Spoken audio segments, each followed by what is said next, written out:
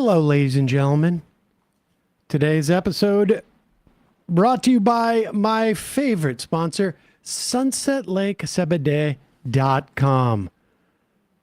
And want to wish you a happy 4th of July, belated, but it's still relevant because you still have time to get in on the sunsetlakesebede.com July 4th sale. Summer's here, and if you want to decompress, enjoy some time with friends, lose yourself in a book for a few hours, give sunsetlakesebede.com a try. Our friends at Sunset Lake are running a site-wide sale right now, 25% off a site-wide when you check out with the code July4. Use the word July, the number 4, no space in between. Folks, I indulged this weekend. Every now and then I'll have a pre-roll after a nice dinner. Maybe I'll use it to chill out if the multiple kids I am juggling and the cat and the dog simultaneously are all getting on me. Maybe some of the animals poop inside the house. Oh, lovely. That's stressful, but Yeah. not if you have Sunset Lake. There you go. And you can relax more easily knowing that sunsetlakesebede.com is a movement partner. They have donated tens of thousands of dollars to things like carceral reform, independent media outlets, strike funds, direct aid to folks living in poverty, or Planned Parenthood, refugee resettlement. The list goes on and on. Don't let this summer pass you by. De-stress and decompress when you head to sunsetlakesebede.com. Use the coupon code July4, the word July, the number 4, to save 25% site-wide. This is the time to try all those different products. All third-party tested. No pesticides. Sale ends tonight at midnight, July 7th at midnight Eastern. See their site for additional terms and conditions. And in the meantime, now for the show. The Majority Report with Sam Seder. The destiny of America is always safer in the hands of the people than in the conference rooms of any elite. Sam Seder. They are unanimous in their hate for me, and I welcome their hatred. We must guard against the acquisition of unwarranted influence, whether sought or unsought, by the military-industrial complex. The Majority Report with Sam Seder. Ever get the feeling you've been cheated?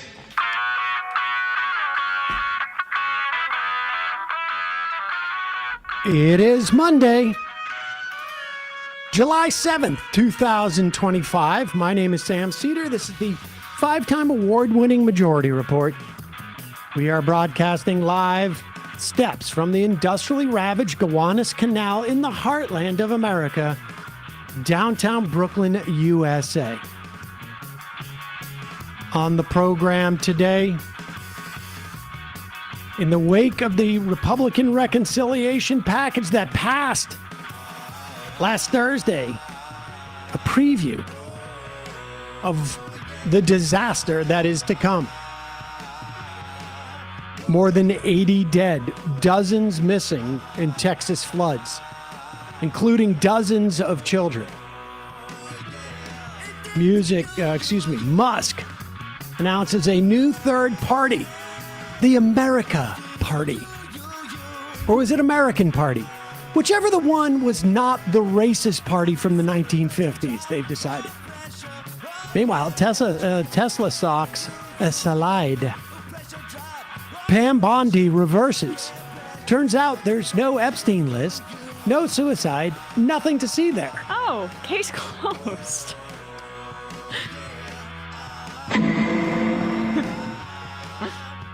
Bibi Netanyahu to meet Donald Trump in the White House today, as talks have been going on about a Gaza Mediterranean beach resort by Tony Blair's outfit. Trump announces a new non-deadline extension to compliance with his new tariff structure, and he'll impose tariffs if they don't. Very well reasoned. Yep. Day 7 of the Philadelphia public workers strike. New York Times cites a race essentialist in its misfired hit piece on Zohran Mamdani.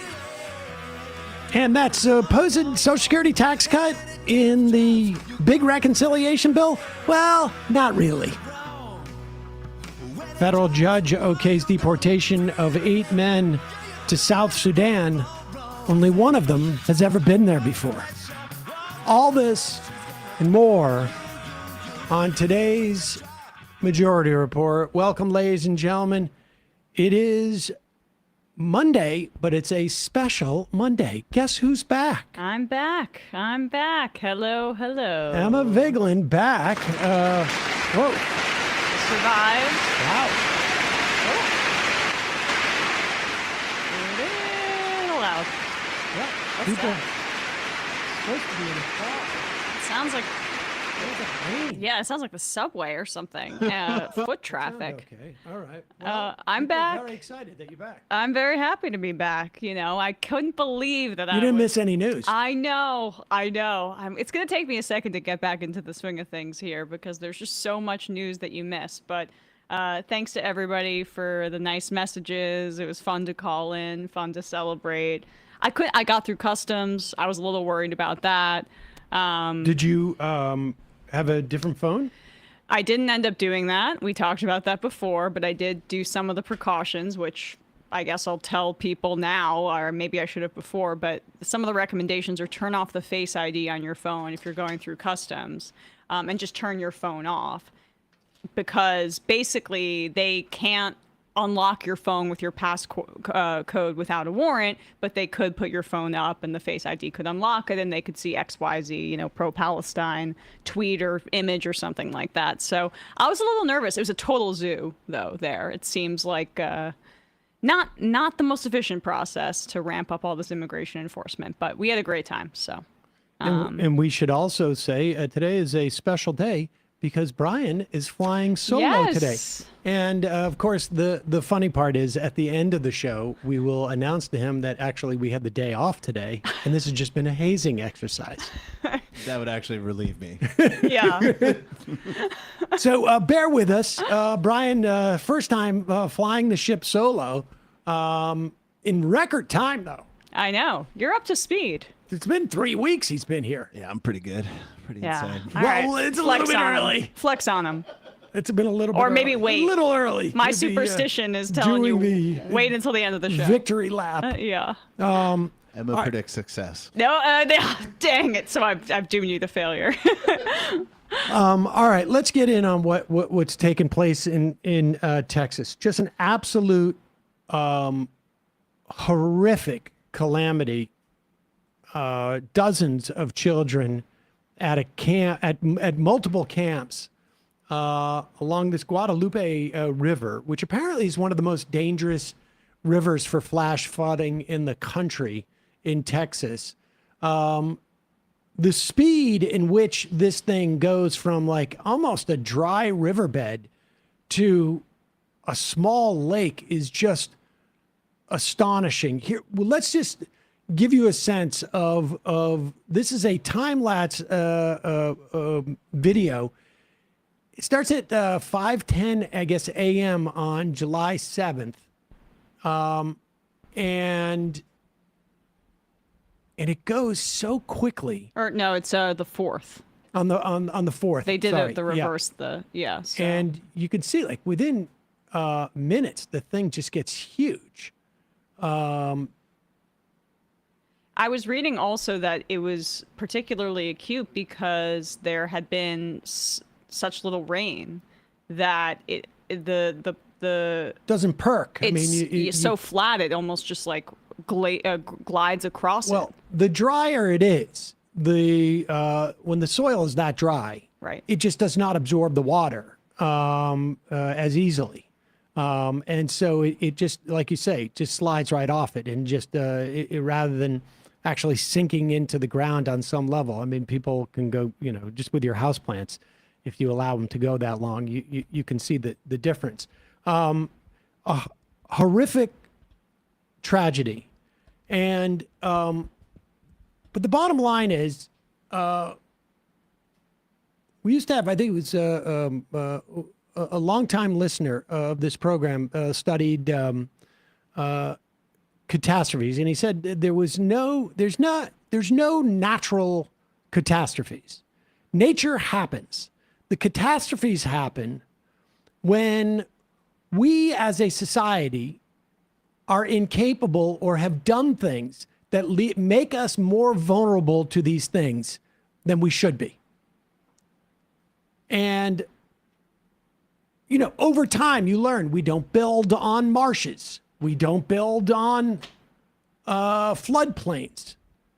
But we also measure, we know how great a flood it's going to be, and we build commensurate to that. You don't build buildings in an earthquake zone unless you have built them in a way to sustain earthquakes. And there are other places where, there are buildings that you can build in parts of the country that don't get hit by tornadoes or hurricanes on a regular basis that you can't build in other areas. And what we're dealing with now is a multi-pronged catastrophe. One being that things like this are going to happen more and more and more because of climate change. Can we say there's a one-to-one relationship between this and climate change? Probably not, but we could probably say that there's a 1 to 7/8 relationship. Because the odds of these 1 in 1,000, 1 in 100 year weather events begin to happen more and more and more, and don't become 1 in 100 years or 1 in 1,000 years. They end up becoming 1 in 50 years, 1 in 25 years, 1 in 15 years, et cetera, et cetera. We heard this about the Los Angeles fires. Yep. Oh, gosh, this is once in a century. And that's clearly not the case. Yeah, it's flooding here. But of course, we're going to have increased intensity of wildfires and more flooding. And hurricane season hasn't even hit. And the other aspect of that is the level of preparedness that we have for these things. And to be clear, I've talked about this dynamic. 80% of healthcare costs are borne out by 20% of the people. There's also a dynamic where if you're going to protect 80 people from dying in Texas, you're not going to be able to pick and choose where around the country those 80 people might be vulnerable. Oh, it's Texas. It's on this river. Oh, it's in Kansas on this tornado alley. It's going to be inefficient to protect people because you're going to be paying essentially like insurance. You're going to be paying to avoid the worst case scenario, and it very well may not happen in that one area in which you're paying for it. And the only way that you know is if you're paying for all the areas.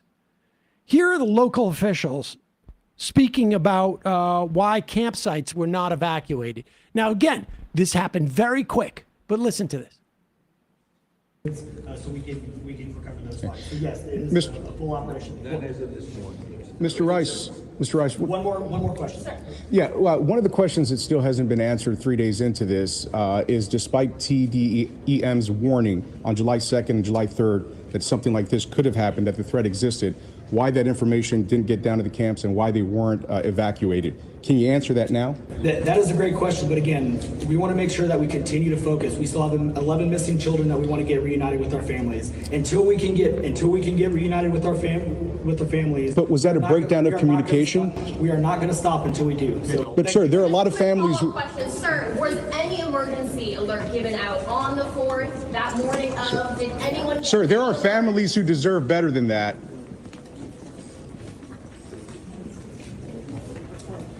Gosh, that reminds me so much of the Uvalde fallout and the complete down in Texas passing off of responsibility from official to official until basically the families had to be satiated with the horrible response that they got. At other points, those same officials were talking about there was a failure to hear from the National Weather Service to predict this. This is a clip. We played this clip a month and a half ago when it first happened. This is a South Florida weatherman. This is in early June. And he is basically warning his audience that he's not going to be able to do his job in the way that they have come to expect him to do it because he relied on the National Weather Service in a way that he realized he could not rely on anymore. Right? When is it going to turn? John, it's not turning. It's coming straight to us. It's going to turn. All right? The turn was never forecast to be on Sunday. The turn isn't even on Monday morning. The turn will come Monday afternoon, Monday evening, into Tuesday. Remember that? That was about 6 years ago. That was Hurricane Dorian, as it was absolutely devastating the northwest Bahamas as a Category 5, sat over that region for 2 days. It was headed straight west. Lots of people in Florida were concerned the hurricane was heading here. And as you've grown accustomed to my presentations over my 34 years in South Florida newscasts, confidently, I went on TV and I told you, it's going to turn. You don't need to worry. It is going to turn. And I am here to tell you that I'm not sure I can do that this year because of the gutting, the sledgehammer attack on science in general, and I could talk about that for a long, long time, and how that is affecting the U.S. Leadership in science over many years, and how we're losing that leadership, and this is a multi-generational impact on science in this country, all right?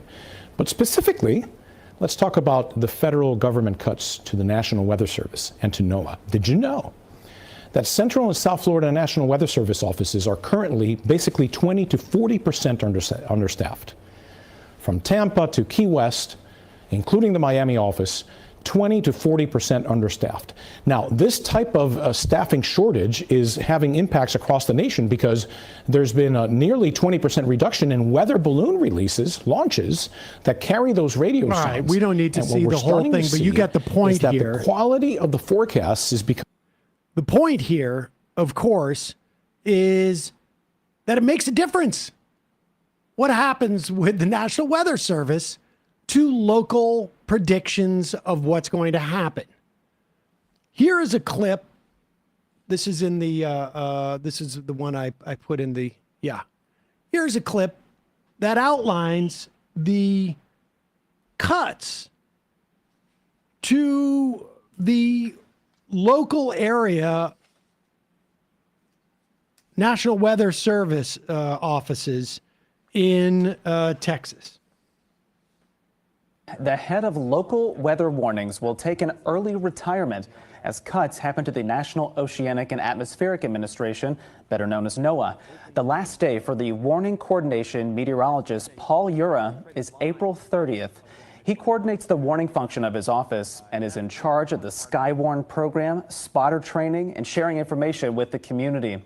Ura's retirement is part of an early retirement package offered to National Weather Service employees. He's worked with the service for 32 years and spent more than half that time at the office in Austin, San Antonio. Let's bring in our chief meteorologist, Nick Bannon, now. And Nick, help us understand what this means for you and many people out there in the community. Yeah, more than any other meteorologist at our local National Weather Service Austin, San Antonio office, we work with Paul more than anybody else.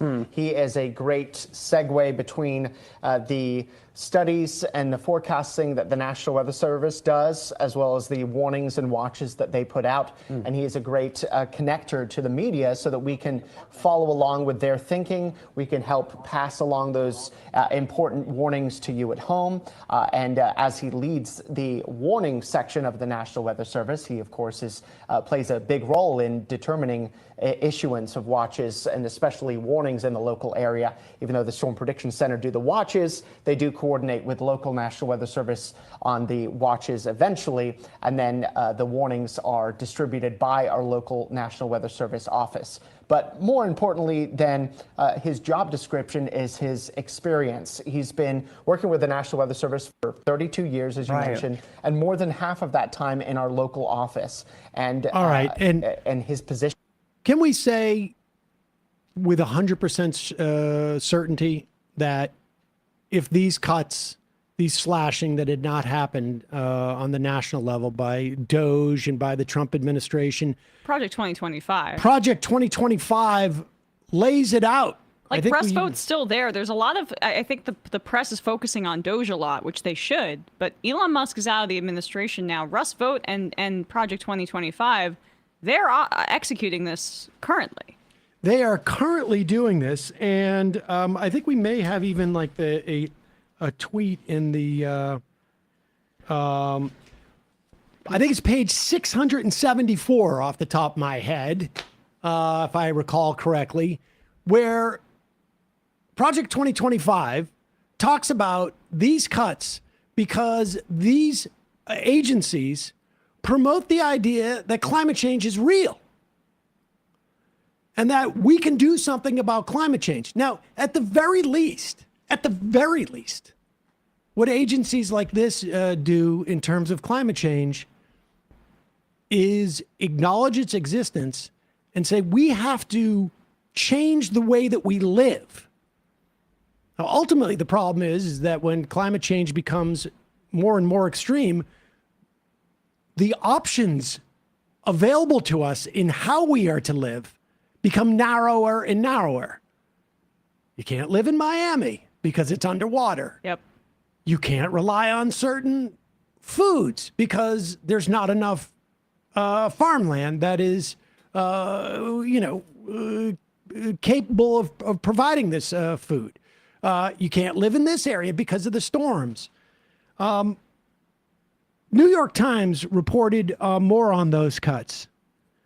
According to the New York Times, the San Angelo office of the National Weather Service was lacking a senior hydrologist, staff forecaster, and a top meteorologist. The nearby San Antonio office also had vacancies for a warning coordination meteorologist and science officer, roles that are designed to work with local officials to plan for floods.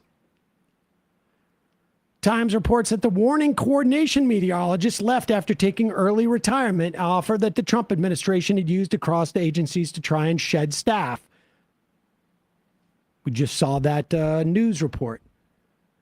Times also reports that while some open roles may predate the current administration, the current vacancy rates at both the San Antonio and San Angelo National Weather Service offices are roughly double what they were in January. I mean, that would make sense, right? Like, the numbers are 24,000 employees at NOAA that were fired, reinstated, then refired. And that's just that one agency. And the bottom line is this: the Republicans have never cared about climate change. They have deployed all sorts of different things to argue that it doesn't exist, then to argue that it's not man-made, then to argue that technology is going to take care of it. At the end of the day, it is because they do not believe it is the role of government to protect its citizens. That's it. They don't believe that.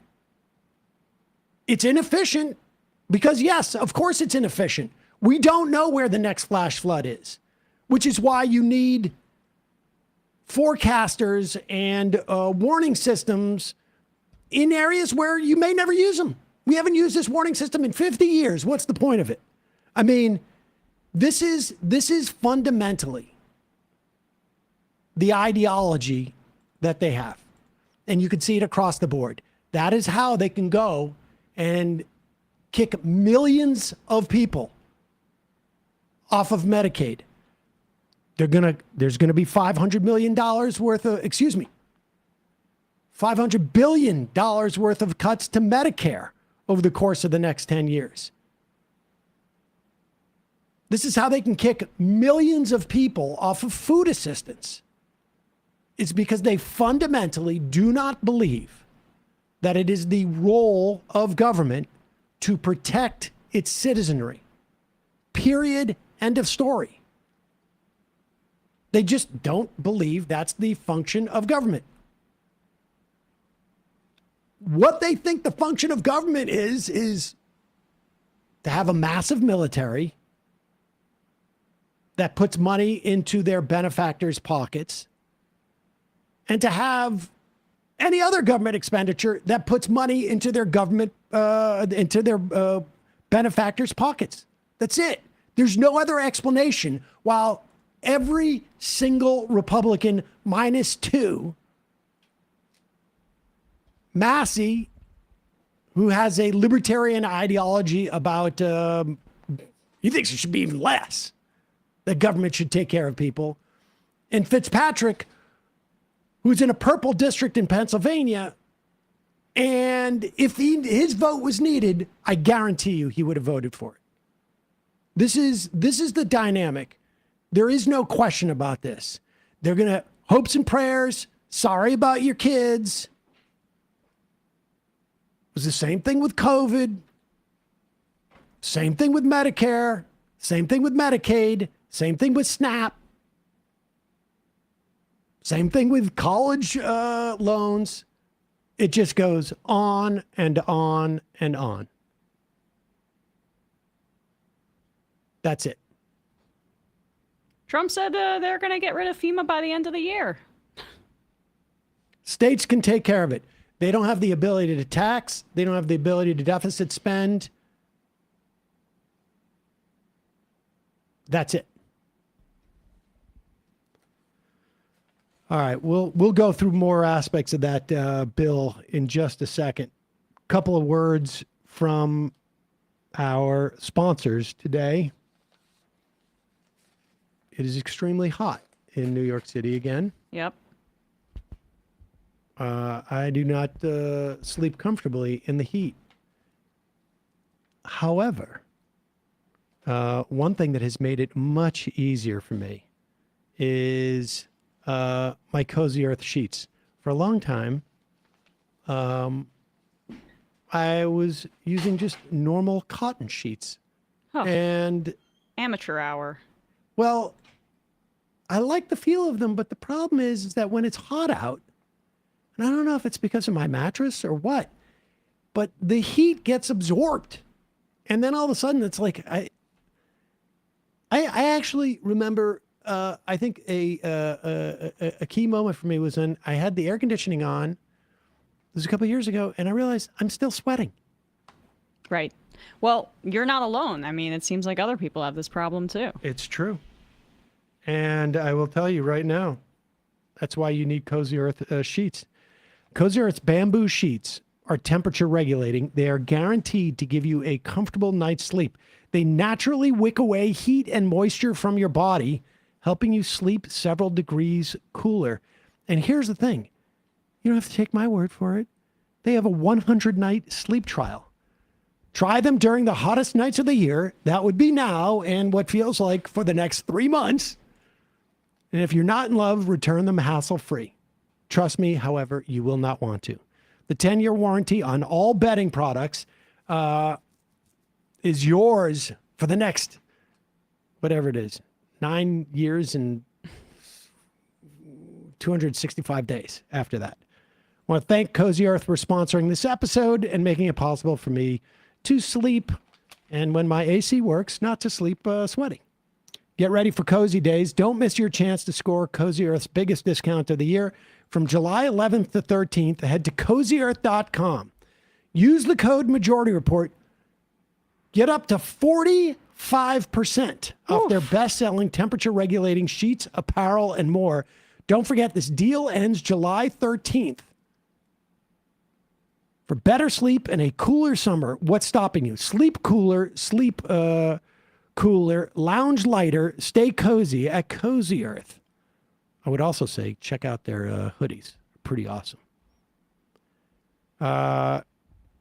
We will put the link in the description or I should say in the podcast and YouTube description. That's from July 11th to 13th, 45% off with the code Majority Report. I think it might be time for me to get a second pair of sheets. Also, this one is a longtime sponsor of the program. It changed my life in many respects. A bidet is a one-time purchase that honestly will change your sense of how you're indulging yourself for the rest of your life. I did just get back from Europe. Yeah? It's in every hotel room. Yep. And even in some public restrooms. And you go, this is why this is just a better place to live. It is, how has this country not advanced and caught up with the rest of the world? I want to thank Tushy for sponsoring this episode and for changing the way I approach going to the bathroom. And the thing I love about Tushy, and I've gone through a couple of different versions now because I keep trying their different ones. I've had the Tushy 1, then the 3, and the Wave now. I love them all.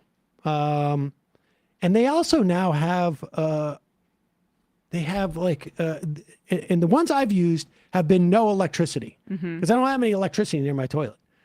But they now have a wide range of Hello Tushis. There's a bidet for every biohacking personality type. They have the Cloud Plus, which automatically deodorizes the air when you sit down. I think my family might appreciate that. And Aura, which automatically opens the seat when you enter the bathroom. Installation is simple. It takes about 10 minutes to complete. Literally anyone can do it. Every Hello Tushy bidet comes with a 30-day hassle-free return and a 12-month warranty. Aura is Tushy's brand new electric bidet with an auto-open lid and seat, instant warm water that never runs cold, and UV sterilization for next-level hygiene. Aura by Tushy easily attaches to your existing toilet without the need for additional plumbing. It's also easy to use. You sit, you cleanse yourself, and you dry using the built-in dryer. Oh my God, I may have to do an upgrade here. Another upgrade. I just got to figure out how to do the electrical part. That's right. Cleaning yourself after using the bathroom is now hands-free. People who have made the switch to Tushy use it to 80% less TP, no more clogged toilets, no more wasting money on something that does an inferior cleaning job cleaning your body.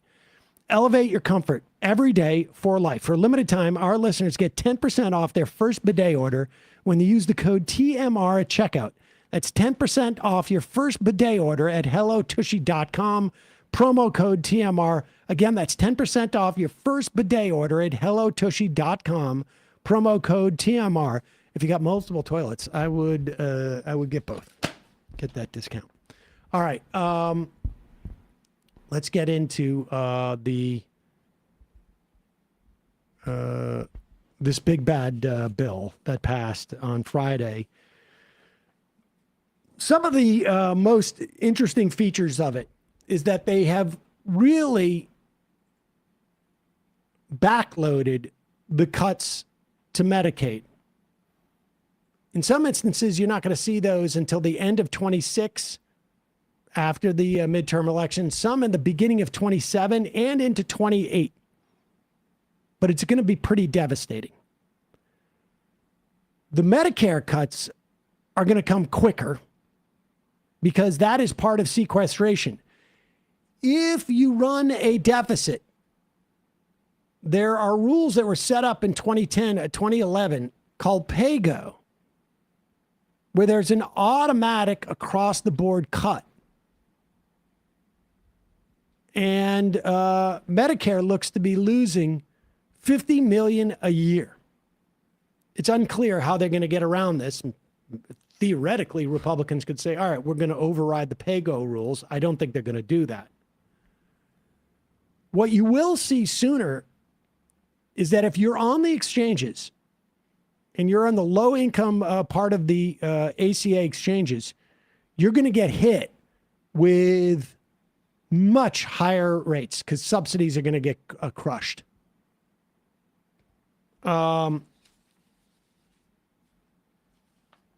Let's get into some of the specifics. One of the things that people were talking about is people who are on Social Security got an interesting letter the other day. Yeah, an email. We heard from maybe half a dozen to a dozen of our listeners sent me this, but I also saw it from other folks. Social Security sent out an email. Social Security applauds passage of legislation providing historic tax relief for seniors. Social Security Administration celebrating the passage of the One Big Beautiful Bill. First of all, I don't know if this violates the Hatch Act. It sure feels like it. Yeah. But it's not even the One Big Beautiful Bill. Yeah, they messed it up. Chuck Schumer had the name. That was his big accomplishment. But also, like, they're messing up the acronym because this was supposed to be, making a joke out of Build Back Better. Yeah. A landmark piece of legislation that delivers long-awaited tax relief to millions of older Americans. The bill ensures that nearly 90% of Social Security beneficiaries will no longer pay federal income taxes on their benefits, providing meaningful and immediate relief to seniors who have spent a lifetime contributing to our nation's economy. Just scroll up for me, Brian, so I can read it a little more. Okay, that's it. Now, here's the thing. It's lying, or I should say it's misleading, because the number of people who pay, of Social Security beneficiaries who pay taxes, they're not getting it. They're not getting relief because, first of all, the relief has nothing to do whether you're on Social Security. It has to do with your age. Now, it just so happens that everybody over the age of 65 gets Social Security, or the vast majority.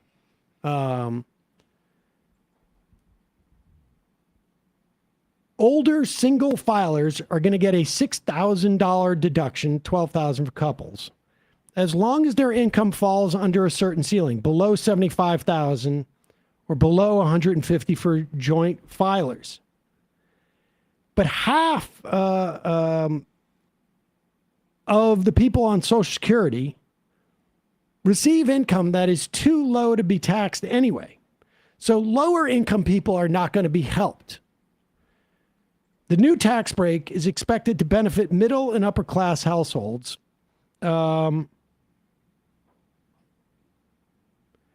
Recipients who receive less than $63,000 in over the age of 65 owe an average of 1% of their Social Security benefits and taxes.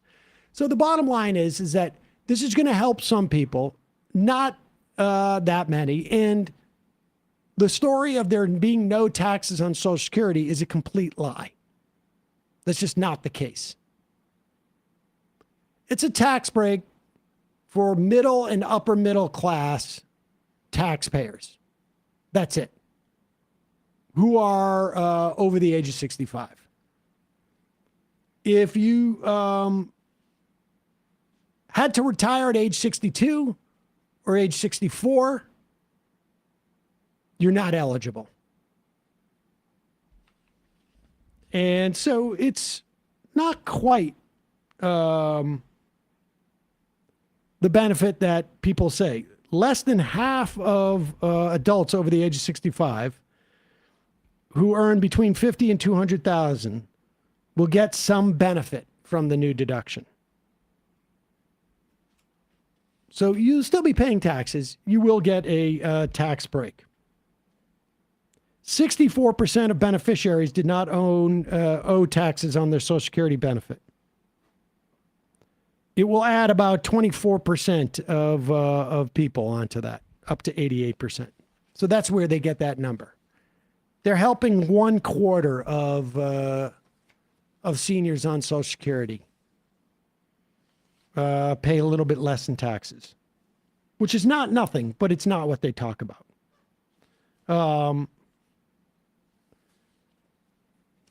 Let's go to the other aspect of the bill. This is on tips and overtime. Again, there's no tax on tips up to the first $25,000. Now, most people who make tips make virtually nothing in guaranteed wages. Yep. The minimum wage, I think, for if you're a server, or, waiter in some way, is I think like a couple of bucks. Yeah, I gotta look this up. For tipped workers, hard to do right on the fly, but it's very low. It's very low. They make a majority of their income with tips. Vast majority. Is there a federal minimum for? I'm not sure. In New York, it's also incredibly low. Looking that up right now. But the bottom line is you get $2.13 per hour. I thought it was $2.35. That is the tipped minimum wage. So only the first $25,000.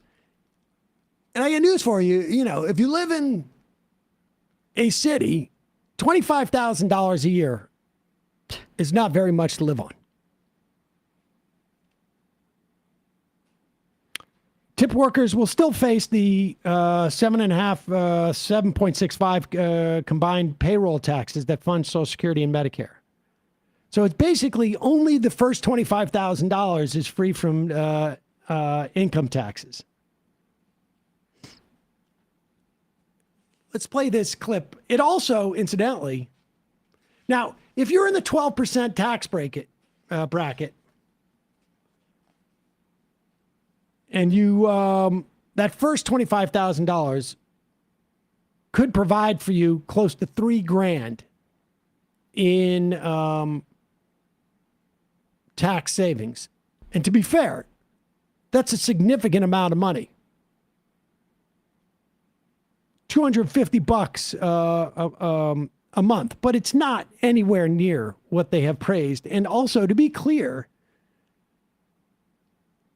unlike the corporate tax and income tax cuts, these sunset in 4 or 5 years. Here is Mike Lawler talking about how that's just sort of the most natural thing ever.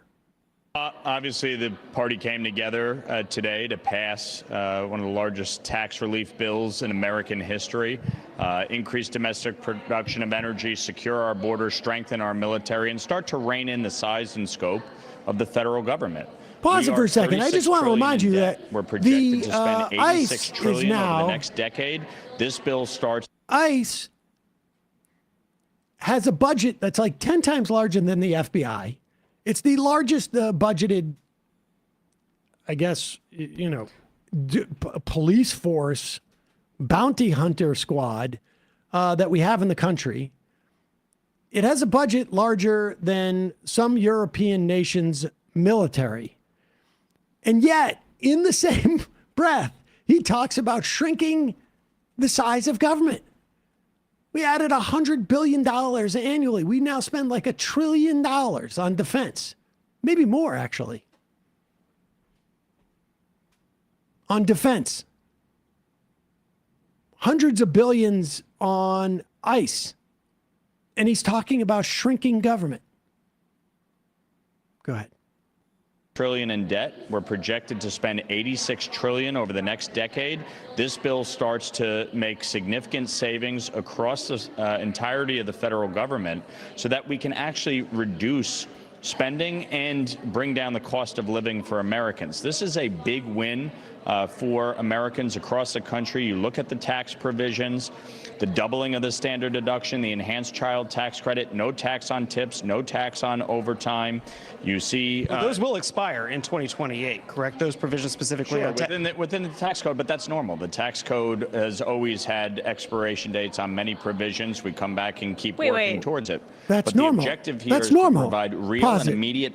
That's normal. Is it normal? Because weren't they framing, and again, I've been out for 2 weeks, so I'm a little rusty. Weren't they framing the expiration of the Trump tax cuts as like a major tax increase on everyday people when they were trying to justify this big, ugly ass bill? They said it was normal to use that actually as a baseline, which is why the deficit numbers came even remotely close to what they said they were, because they're pretending like the tax cuts weren't supposed to expire.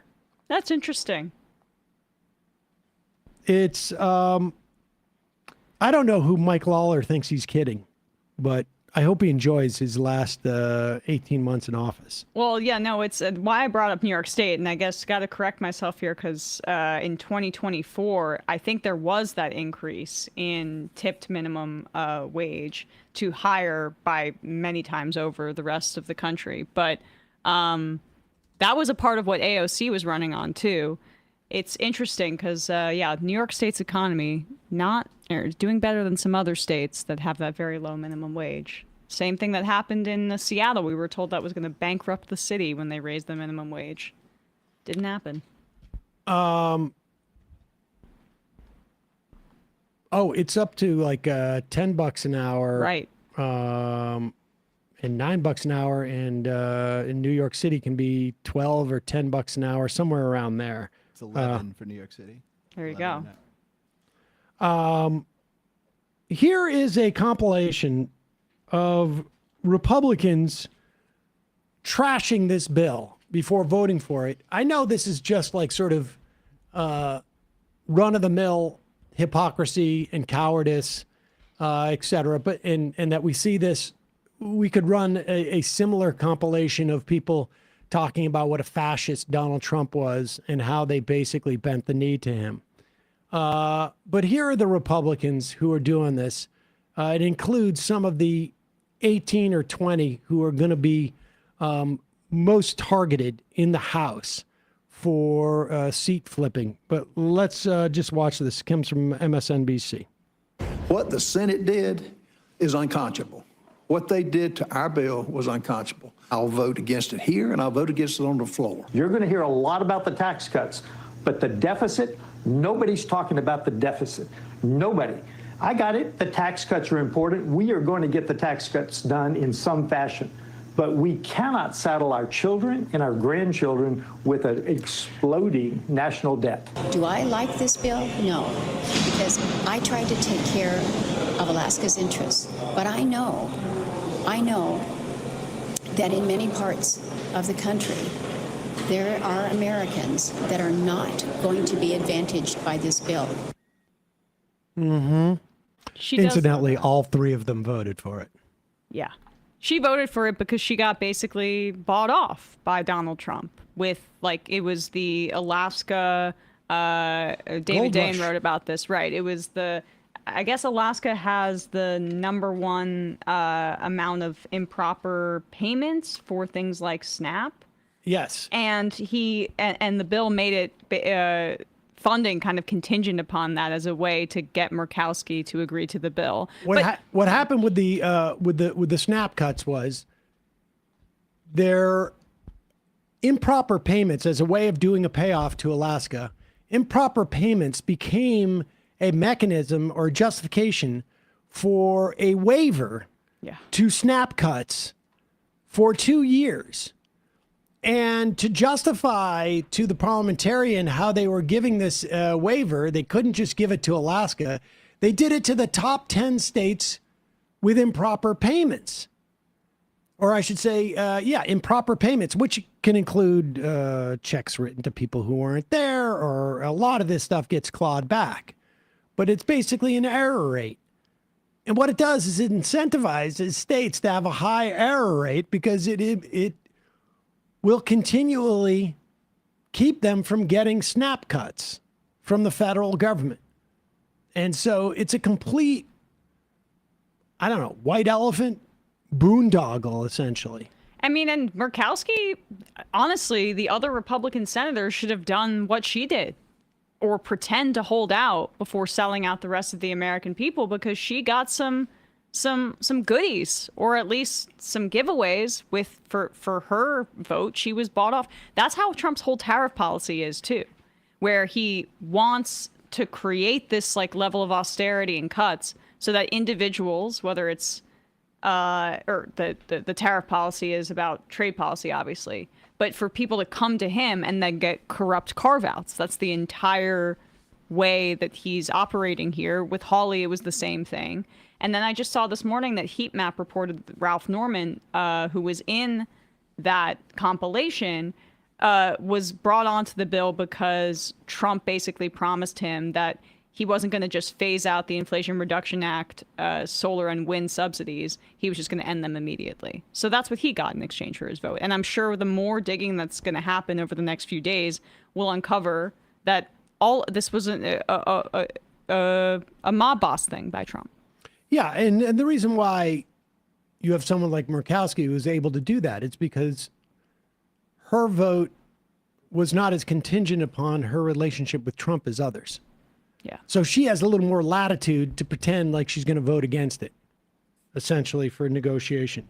Here is Tim Burkett. Give you a sense of what he got. Wasn't he one of the guys that was so enamored by the signed hats? Did he get? Was he? Did he get? Did he get? Watch. Here, okay, this is Tim Burkett. The clip. This my is God. him, Tim Burkett, leaving the White House after his big negotiation, where Tim Burkett essentially bragging about. Here it is. This is embarrassing. Hey everybody, Tim Burchett. Just leaving the White House. Everybody say, hey, Byron Donalds, next governor of Florida. It's great to be on with Jimmy B. Scott Perry, my number one man, General. I got Norman, got Burkeen over here. Got us all, baby. President was wonderful, as always, informative, funny. Sexy. Told me he liked seeing me on TV, which is kind of cool. Hey, Commissioner, look at there. Commissioner wearing purple. That's the color of royalty. All my people. Are we getting it done? Yes, ma'am. Good to see y'all. I'm a happily married man. Oh, you see I'm that? so sorry, I'm she knocking clipped you me, over. man. She clipped me. Did y'all see that? Anyway, I'm good. big day today, folks. Hopefully we get this thing worked out. All right, I'm going to fast forward to the very end. Yeah, we'll see what the payoff. senior What did he parking lot get from Trump? And thank y'all so much for sending me here. I'm incredibly humbled. What he signed for you? Yeah, he signed a bunch of stuff. It's cool. Anyway, thank y'all for sending me here. Oh, I got a bunch of souvenirs. Thank y'all for sending me here so I could have this experience. That's all that matters. Let me see what I got to do to get these signed souvenirs. Let's play number 11, where Tim Burkett, just a couple of days later, like some of the deep information he got in these negotiations, which allowed him to vote for this bill. Here's one of them right now.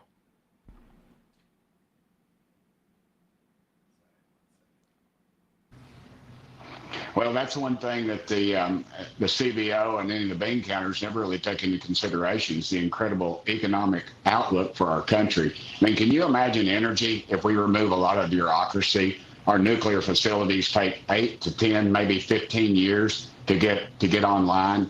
You've got a new man at the EPA that's turning them over pretty quick, and people are talking about coal again, which I think is great. God put it in the ground. Let's use it. Everybody across the world's using it, and they're passing us by. And the president wants to get out of bed with stuff that doesn't matter, like solar and wind. You know, we haven't had a major discovery in solar in over 20 years, and wind is very subjective and it's very expensive. And there's a reason, as President Trump told me, I believe it was Thursday, that there's no windmills in China, but 99% of them that are sold are made in China. So I think there's a lot of things in there that are going to happen, and it's going to be great for this country. You're known as... Yeah. About those windmills in China. Almost 200,000 windmills deployed in China. What is he? There's been no significant advancements. What is the reason behind that? Well, first off, I don't even think that's true. Right, it's not true. But they're basically what the underlying claim he's making there is that it's not necessarily very profitable, because when you install solar panels or when you install windmills, it's not like oil where you have to get another gallon or another gallon of gas at the gas station. The cost of solar panels has gone down dramatically over 20 years. I mean, that is the technology, and the battery technology has also changed dramatically. I mean, first of all, he's lying. Yeah.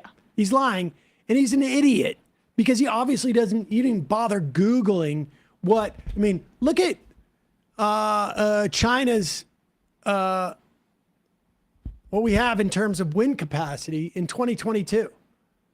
In 2022, their growth in wind capacity grew by double what ours did. Now, even at that time, our wind percentage of total was 10%, a little more than China's. But they're growing at a rate, I would imagine by now, they have surpassed us.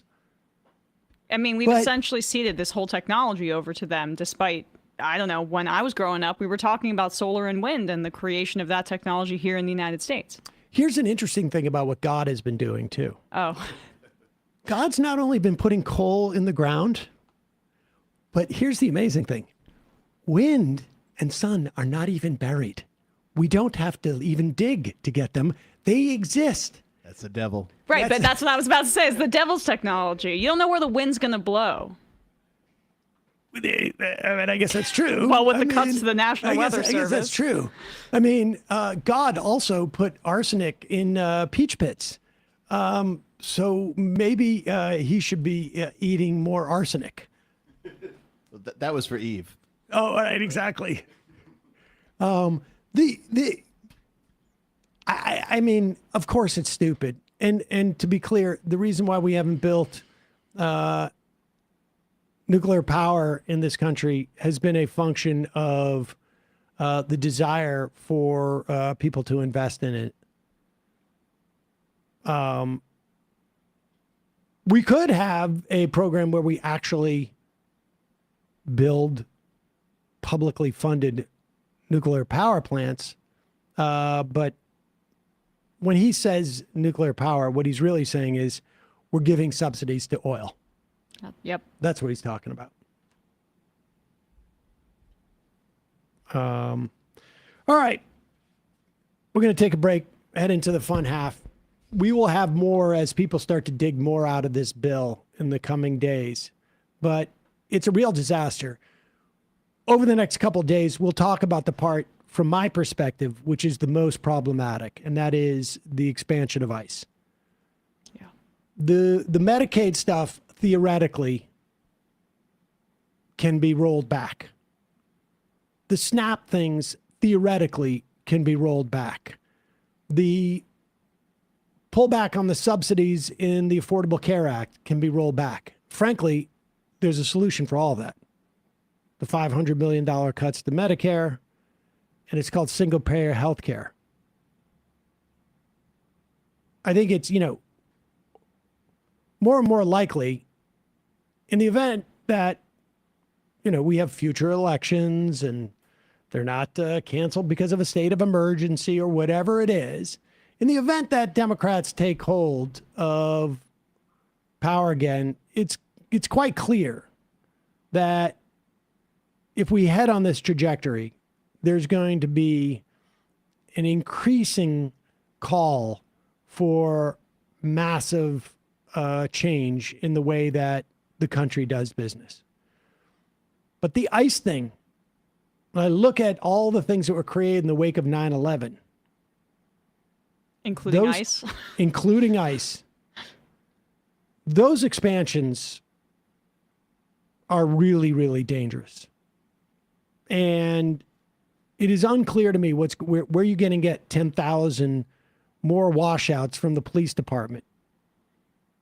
It's going to come from, It could be like pardon January 6ers. Oath Keepers. Yeah. January 6ers. It's still not 10,000 people.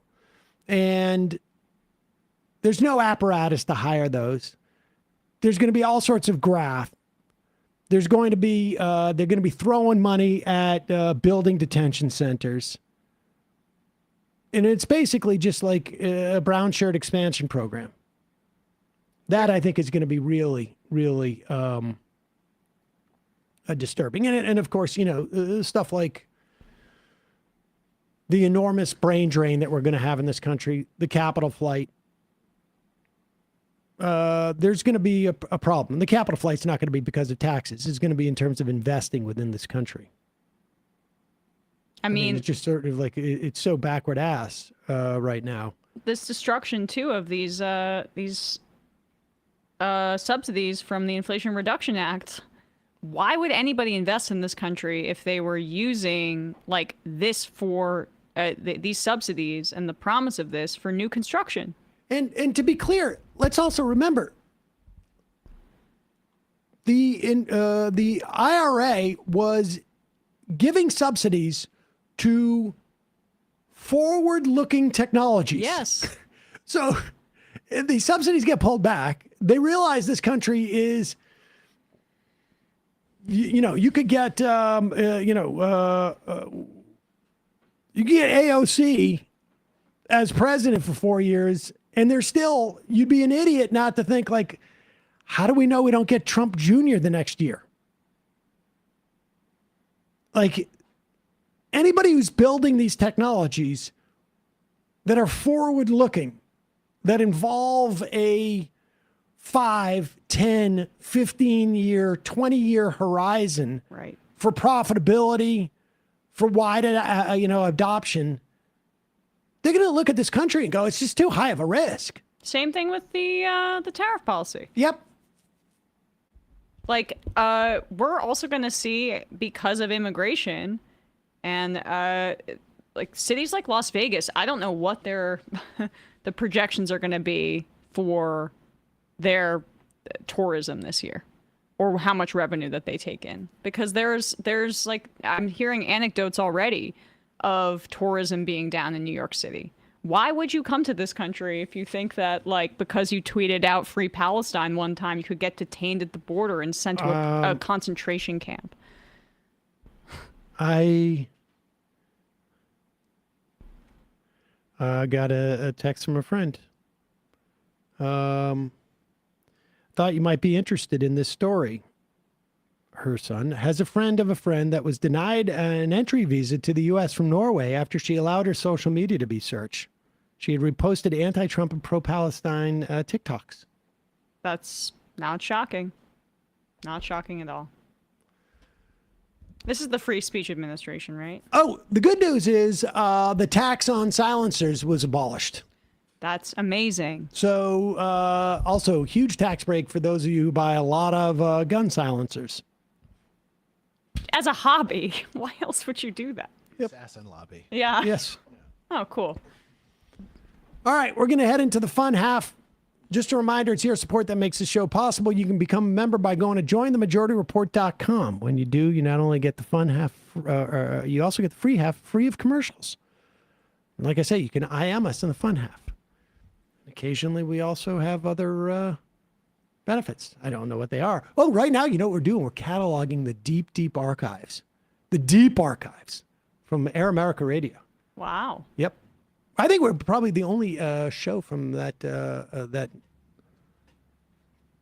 network that probably has these things archived.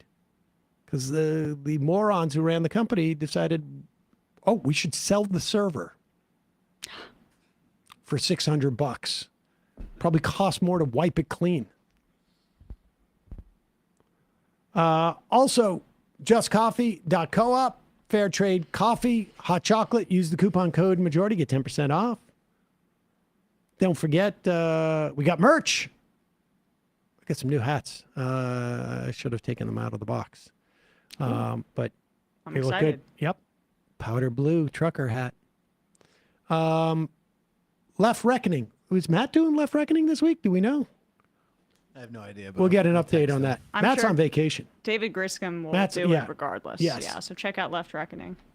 You just killed a lot of suspension about Matt's absence in What do you the mean? chat by saying he was on vacation. Oh. I was enjoying letting that hang. Oh, that he was suspended? No, there was tension about where Matt is. Oh, No, he well, wasn't suspended. he was suspended. Oh, he was. He was suspended. Oh, sorry.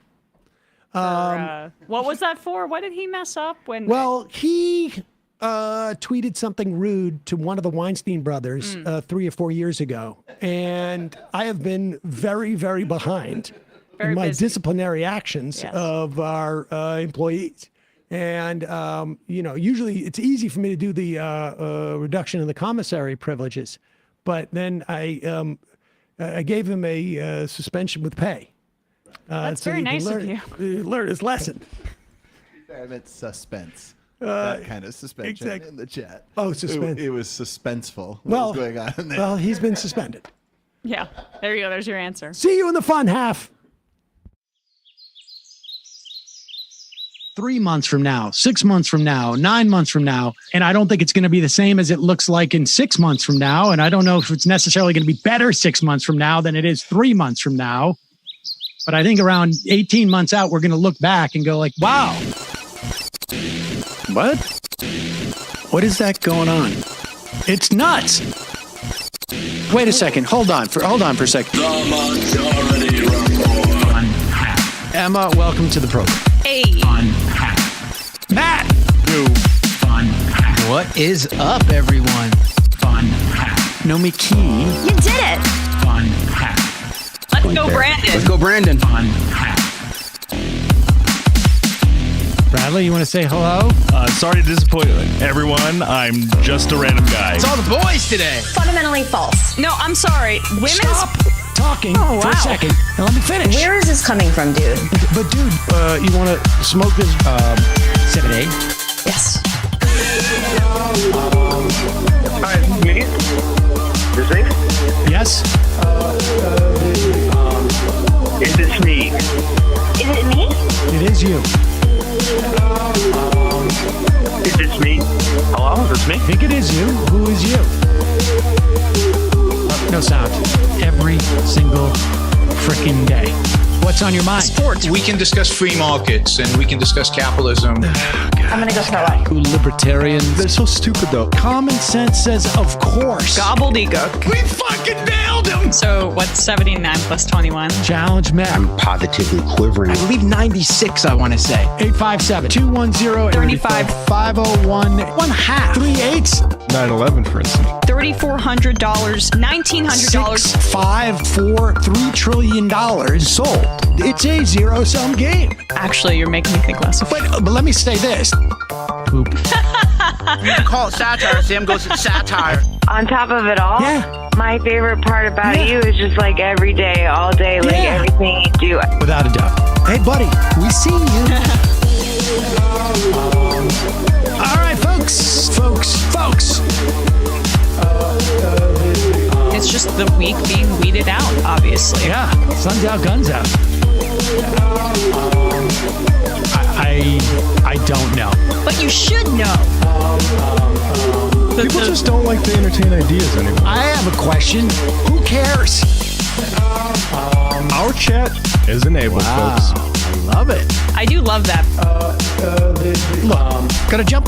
Gotta be quick. I gotta jump. I'm losing it, bro. 2 o'clock. We're already late, and the guy's being a dick. So screw him. Sent to a gulag? Outrageous. Like, what is wrong with you? Love you, bye. Love you.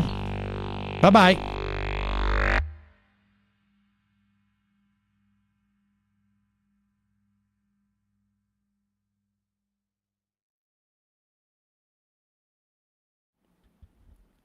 We are back.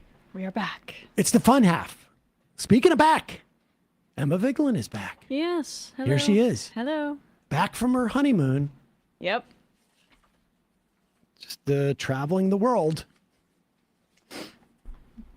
14 days. Well, I mean, I was there for 10 days, but yeah, 14 days. Sure. Wait, what? Yeah. Oh, I guess you were back. That's no big deal. It's not a big deal. I mean, you saw me on MSNBC. Yeah, it was great. Yeah, you were yeah, going on other people's shows. Well, that's the thing. 2 hits on MSNBC in the past week. She's back for 4 days. Well, I'm It's sure all they over MSNBC. They reached the bottom of the list. They were like, "Who's psychotic enough to be working on July 4th?" And I was like, "Me. Hello." You did a good hit with Thank Faz you. Shakur. Oh yes. On Zohran. Zohran Mamdani. That's pretty awesome. Yes. It was fun, but yeah, I did that a little bit so people can check that out. But yeah, I had fun on the honeymoon. I don't know how we got talking about this, but How we got talking about you going on your honeymoon? see, I'm not talking correctly today. Just everybody give me a You're little rusty. bit of grace. Saving it for MSNBC. Yeah, exactly. Yeah. MSNBC gets your A game. Let me ask you, did you travel into a country where they were anti-vax, or was it weird coming back into this country where our knowledge of medicine is being basically driven back into the 14th or 15th century? Yeah. 16th century, probably. It was a little bit jarring to just go through customs, and the lines were extremely long, and you just have this thing wash over you like, oh, if I were still in the country I was in, I could have likely gotten pretty cheap health care. Oh, everything, the food is a little bit safer. Oh, they believe in public health. Not so much here. We're back to like what? We believe in public health. It's just you need to have a watch. For it to work. Right, to be a We're part of going it. to monitor everyone, make sure none of them get vaccinated against anything. Here is, this is number 23. Congratulations, ladies and gentlemen. The measles was declared in 2000 to be eliminated in this country. And congratulations, America. Today,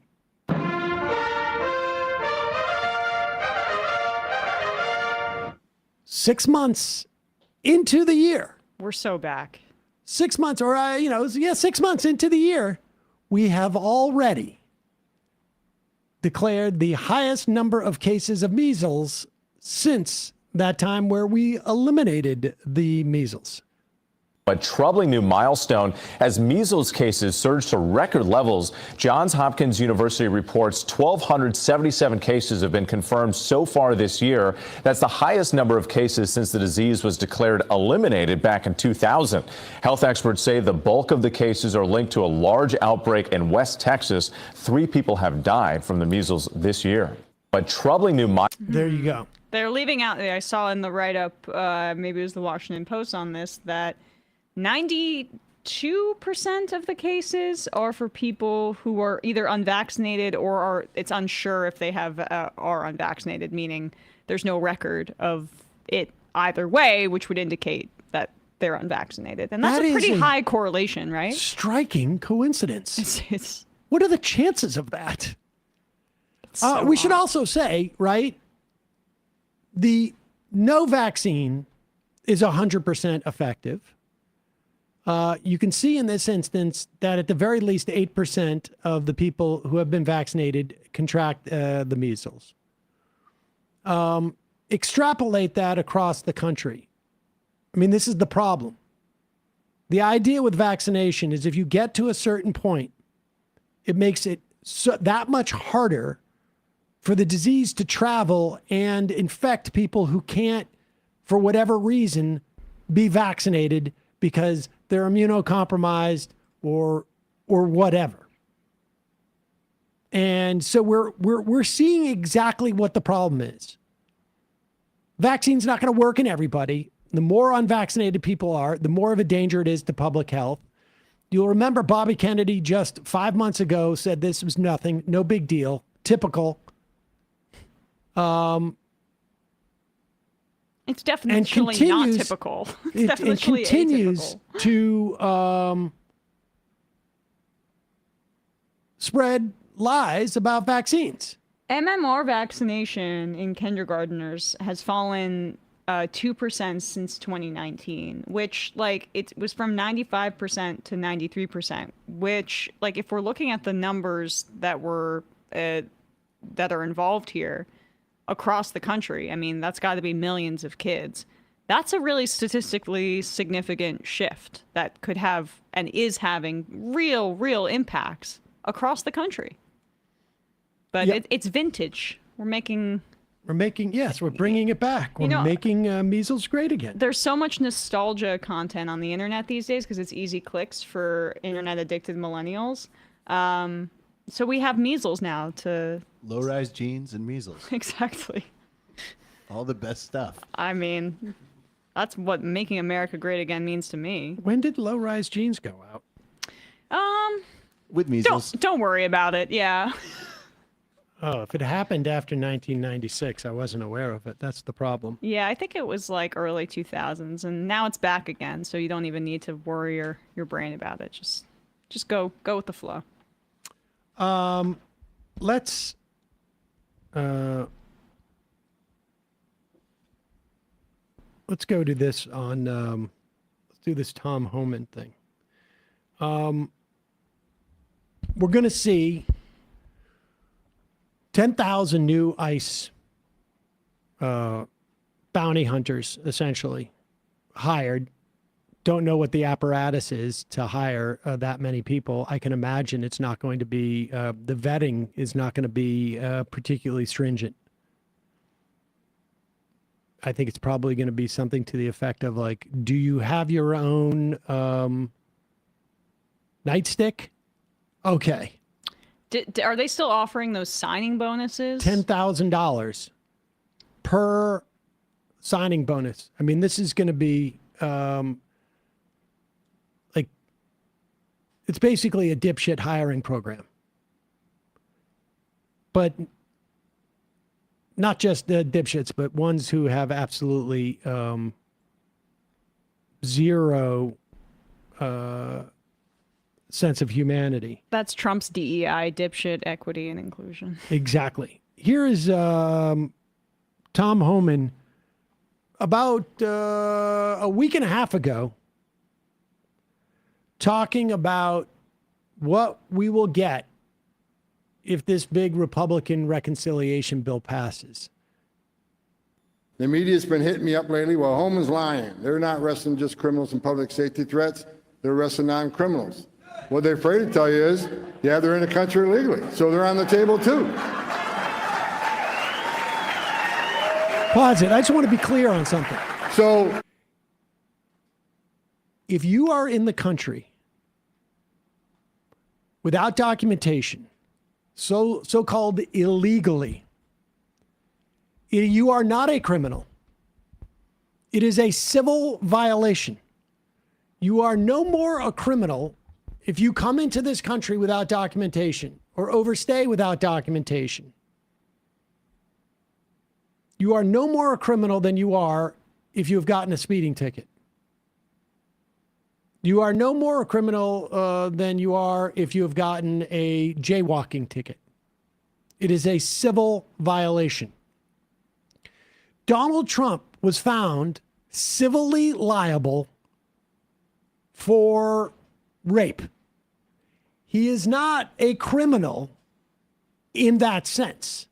He did not receive a criminal conviction.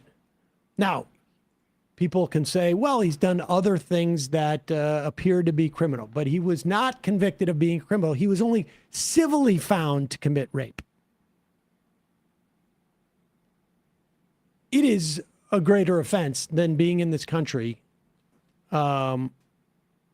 without documentation. So he's lying in terms of criminality. Yeah. But again, this has been the agenda of the Republicans, is that we're going to deport everybody. There's no difference between an actual criminal and a grandma who's been here for 20 years.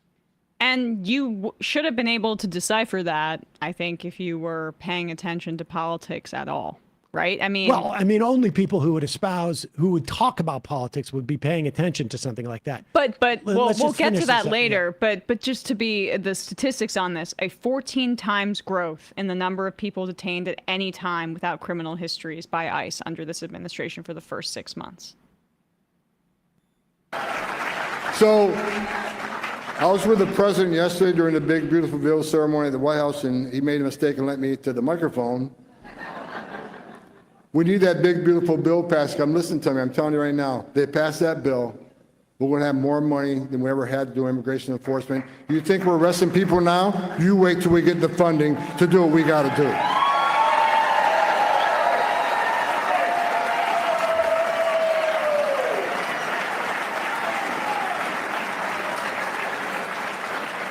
And so when we get that funding, we can put more agents on the field, right? Because we need the money. It's going to help us hire more contract help. So there shouldn't be a badge and a gun sitting at a desk doing keystrokes with some administrative duty. That should be a contractor. The badge and gun needs to be on the street, looking for those national security threats and public safety threats. Oh, pause it. See, he keeps vacillating. It's going to give us more national security threat, public safety threat. That's just anybody in this country who is undocumented, or anybody in this country who is documented, but maybe writing op-eds about Palestine, or anybody who in this country who is documented, but said bad things about Donald Trump on social media. They've already made it clear. I mean, they've already done it. Everybody here who is documented, who's a non-citizen but documented, we can revoke that at any moment and deport them. They're talking about it in the relation with Mom Donnie saying because he came to the country as a child, they could deport him. They want to denaturalize. That's going to be the next thing. Good. So that's going to give us more boots on the ground. It's going to give us more beds. This morning I looked at the beds. We got about 1,400 empty beds. 1,400. We'll fill them by tomorrow. So we're playing this chess game. We got to move people out and put people in. No, we need 100,000 beds so I can fill 100,000 beds. And we're going to move them as fast as we can, but we need more beds so we don't have to, in the morning we say, okay, well, we only got this many beds, so let's only arrest this many people. No, we should be coming to work every day saying, get everybody you can get. And we got the bed waiting. That's where we need to get to. This type of talk is so twisted. They're going to fill it with grandmothers, with kids, with parents. They don't care. They are talking about people as if they're cattle. No, he's talking about it as if he's a private prison executive. Yeah. I mean, exactly. That, by the way, just save us the time. And I know that's his audition tape, but maybe somebody else can just put together some compilation of him trying to get a multi-million-dollar contract from a private prison company, because that was a little bit explicit, what he was trying to do there. That's what he's saying. It's a problem that our concentration camps aren't filled to the brim, and there's got to be people that get rich off of that. Now, it is easy to look at the clip that we just shared of Tom Homan speaking at the Faith and Freedom Coalition from 2 weeks ago, saying, we're going to arrest everybody. We're not just going to arrest, rapists and violent criminals. If you are undocumented, you are a criminal in his eyes. If you are even documented and you do stuff that we don't like, you are a criminal in his eyes. And so we're going to deport all these people. Now, if you have not paid attention to the news at all, if you are not somebody who interviews political figures, if you're not somebody who reads the newspaper, if you're not somebody who watches any type of media that would show what Donald Trump has been campaigning on, if you are not someone who is aware that Donald Trump came down and said, Mexicans are rapists, I'm sure some of them aren't. if you're not anybody who has a platform that talks about politics, it's possible you may not have been aware of this. Or, I guess, if you've been willfully ignorant, like this guy. Insane. We were told there would be no. There's two things that are insane. One is the targeting of migrant workers, not cartel members, not gang members, not drug dealers, just construction workers showing up in construction sites and raiding them, gardeners. Yeah. Like, really? Or Palestinian students on college campuses. Or not, like there's a did you see this video of this Turkish students at Tufts University that wrote an essay, and then there's video of like ICE agents, like, I don't know. Is that the woman? Yeah. Yeah. What was her essay about? It was just critical of Israel, right? Just critical of Israel. Yeah, I mean. And that's enough to get you kicked out of the country. I mean, there's a long history of anti-colonial activism in U.S. colleges, that led to South Africa changing and all of that. And I think this is a continuation of that. I saw Mark Ruffalo responded to this clip actually on social media, and he was like, "You're either not this smart or you're not this dumb. Pick one." Exactly. Pick one. Now, listen, I wanted to see if there was any possible way, if there was any type of sign, right, for instance, that we could have had. But putting aside the Trump being a known liar for his entire political career, and that being arguably the defining characteristic about him as a public figure. Say that Rogan believed, because they had a one-on-one conversation, that he has put that all behind him and he's a new man. New man. He's not going to lie anymore, right? That he's just going to take him at his word. I just want to see if there was any way that we could have had a sign prior to the election that mass deportations were part of the undergirding of Trump's support and part of their mandate. If there was some type of sign. So, Brian, Google, I don't know, mass deportation signs. Oh. Way ahead of you there. Oh, Wow. There you go. Let's keep going through here. We're scrolling through the. Oh, those are almost as if like a political party printed those signs. And it was at, what was it? Oh, the Republican convention or a Trump rally. I mean, on and on and on and on and on. That's a sign in the literal sense. I'm sorry. Like this, whatever it is that Joe Rogan thinks is depressing his viewership, and all of a sudden this indignation about this stuff. I mean, people have to understand, he's just a businessman. He doesn't give a shit about any of it. I bet he cares about the tax breaks. No, I bet you he cares about the tax breaks. I wonder if he had no idea that there was going to be tax breaks if Donald Trump got. I had no idea.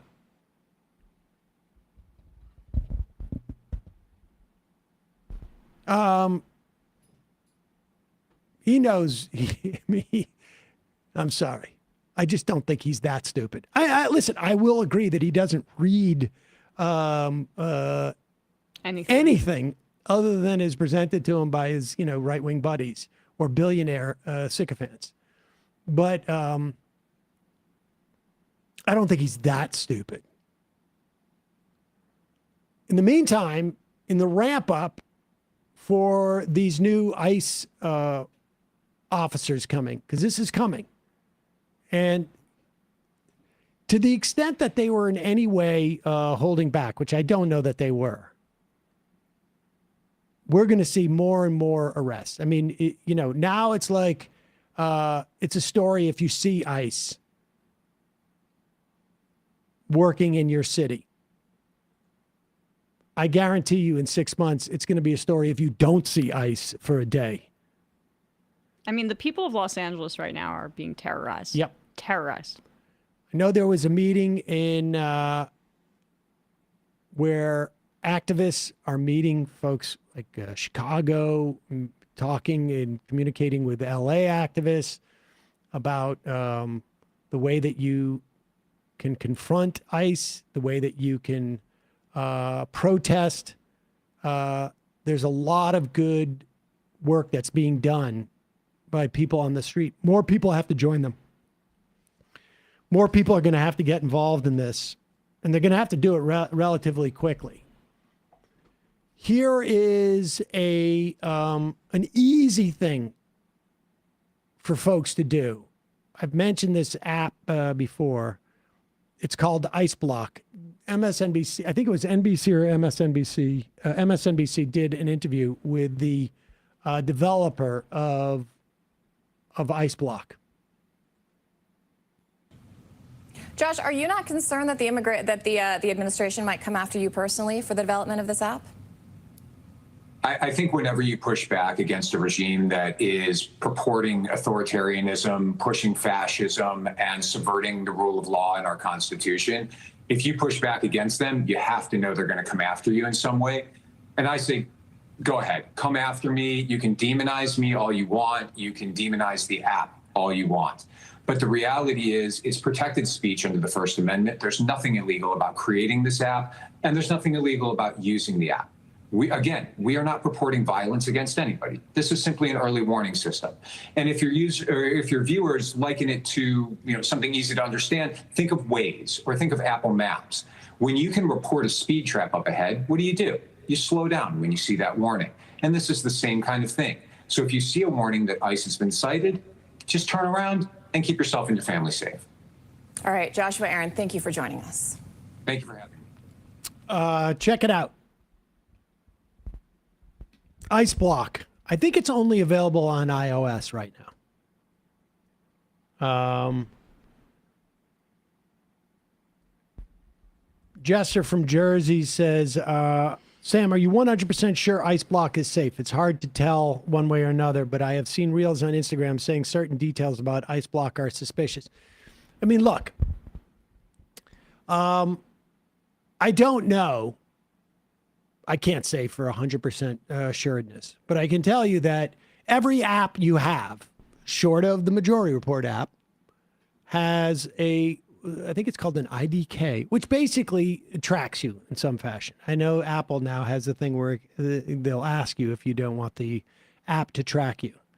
It will track you, but it doesn't know. And I imagine if they wanted to, they could get demographic information from you in the same way that every app can. But, and I also imagine that there may be sometimes people putting up false sightings. But, cops, I imagine, sometimes do that with Waze. So I think, by and large, my guess is it's relatively safe. I don't think that these, whatever the conspiracies are about it, I find it hard to believe that there's much information there. It is really very basic. In you don't have to sign in, you don't give an email, et cetera, et cetera. He says it doesn't track any info and is used anonymously. That's the developer's word, though. So grain of salt says Progressive Blob 2028. Yeah, I take it with a grain of salt, but I think on balance, it's a risk that's willing to take. Listen, none of the stuff that progressively we're going to have to start doing is going to be without risk. The best you can do is get a decent assessment of what that risk is and make an assessment as to whether that risk is worth it. Until I have more information that the app is somehow, problematic or compromised or something to that effect, it's not tracking me any more or less than my weather app is, frankly. So I use it. I'm waiting. I'm walking around constantly looking for ice now. Every time I'm on the subway, I'm like scanning everybody, getting ready to take a video. Hey, I'm Mark Crew. Hello from a public school teacher and proud union member. This is probably a perennial question, but do you think we're in fertile ground for a rise of a third party? I don't have any faith that the Democrats will fight for the interests of the working class. Well, even Zoran Mamdani currently thinks that the best avenue to power is through a Democratic primary. So I just don't think we have the capacity to build these systems in this current moment where we're all hands on deck with an authoritarian takeover of our government and a fascist one. Liberals and leftists need to align here because we don't have the luxury. We don't have it right now. I would be willing to bet, if somebody wants to do any bets on the success of America Party, Elon Musk's third party endeavor, I will take that bet. And he's got unlimited funds. But I feel like we get a version of this question once a week, and it's been the same answer since in my whole time here. I've watched the Green Party for 30 years. I do think that there's like value in like a WFP as a fusion party or in some places, local level. But the more, but on federal offices, we're so far away from that. Emma Vigeland fan number 1. Wait, Emma Vigel fan 1. Any plans of Hassan coming on, by the way? There's a very good chance that Hassan will be here later this week. Whoa. I didn't realize he was in New York. My understanding is he flew in last night. A jet setter. Real jet setter. He was supposed to be here last week. No, 2 weeks ago. I think for the election. And I was like, well, turn around because Emma will be too bummed. There we go. Count of Monte Cristo, the left wing of the German Social Democrats split into the Communist Party back in the 1900s instead of retaking control of the party from the conservatives who took over, and look at where that got them. And I imagine they also had a parliamentary system then. So it actually made more sense, although it was a little bit problematic. Yeah, I mean, also, when there was more party turnover in this country, there was also more power concentrated in the leaders of the party, right? There were, at the time, I don't think that the Senate even had elections when there was that amount of kind of turnover and change. So it's so entrenched and recalcitrant right now. The prospects of what we're talking about here are a little bit unrealistic in my view. All right, let's do a little play in 4 acts, shall we? Sure. We're going to probably ultimately need a tear sheet to do the 4th act. But here's the 1st act. It's Elon Musk. Oh, you got it. Okay, Elon Musk on Tucker Carlson's show on X. Is Tucker Carlson still on X? I think no, so. that was from a while ago. He's not still on it? Or 24. He's not still on doing a show with the Twitter? X is out of the logo. I don't know. Interesting. I'll double check. Very quietly, yeah. He went away. Maybe. Here's Elon Musk on that show. This is in, I feel like, the summer of 2024. Less than a year ago. Maybe, a little less than a year ago. And here is Elon Musk with a prediction about what's going to happen when Donald Trump gets into office. I think part of why Kamala is getting so much support is that if Trump wins, that Epstein client list is going to become public. Yes. And some of those billionaires behind Kamala are terrified of that outcome. Yeah. Do you think Reid Hoffman? Oh, do you think Reid Hoffman's on that list? All right. Well, that explains why Harris was getting all the billionaire money. Billionaire money was because they were so afraid of the Epstein list coming out. The DOJ may be releasing the list of Jeffrey. And now let's go to Pam Bondi. In February. This is early February. The heat is on less than 3 weeks after Donald Trump's in office. Sorry, Kamala Harris's billionaires.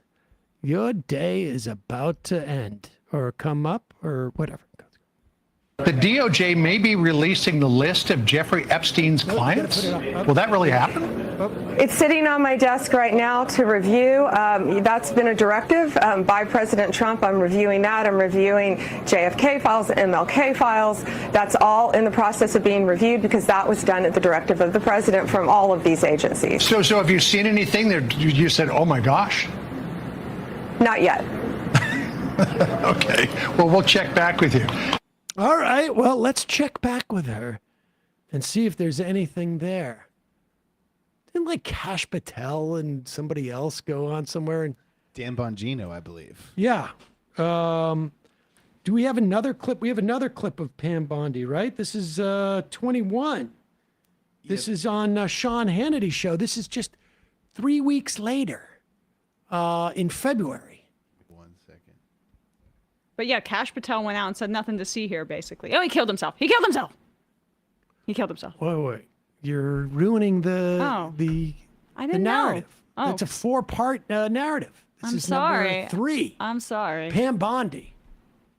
To get us everything, and a source had told me where the documents were being kept. Southern District of New York, shock. So we got them all by, hopefully all of them, Friday at 8 a.m. Thousands of pages of documents.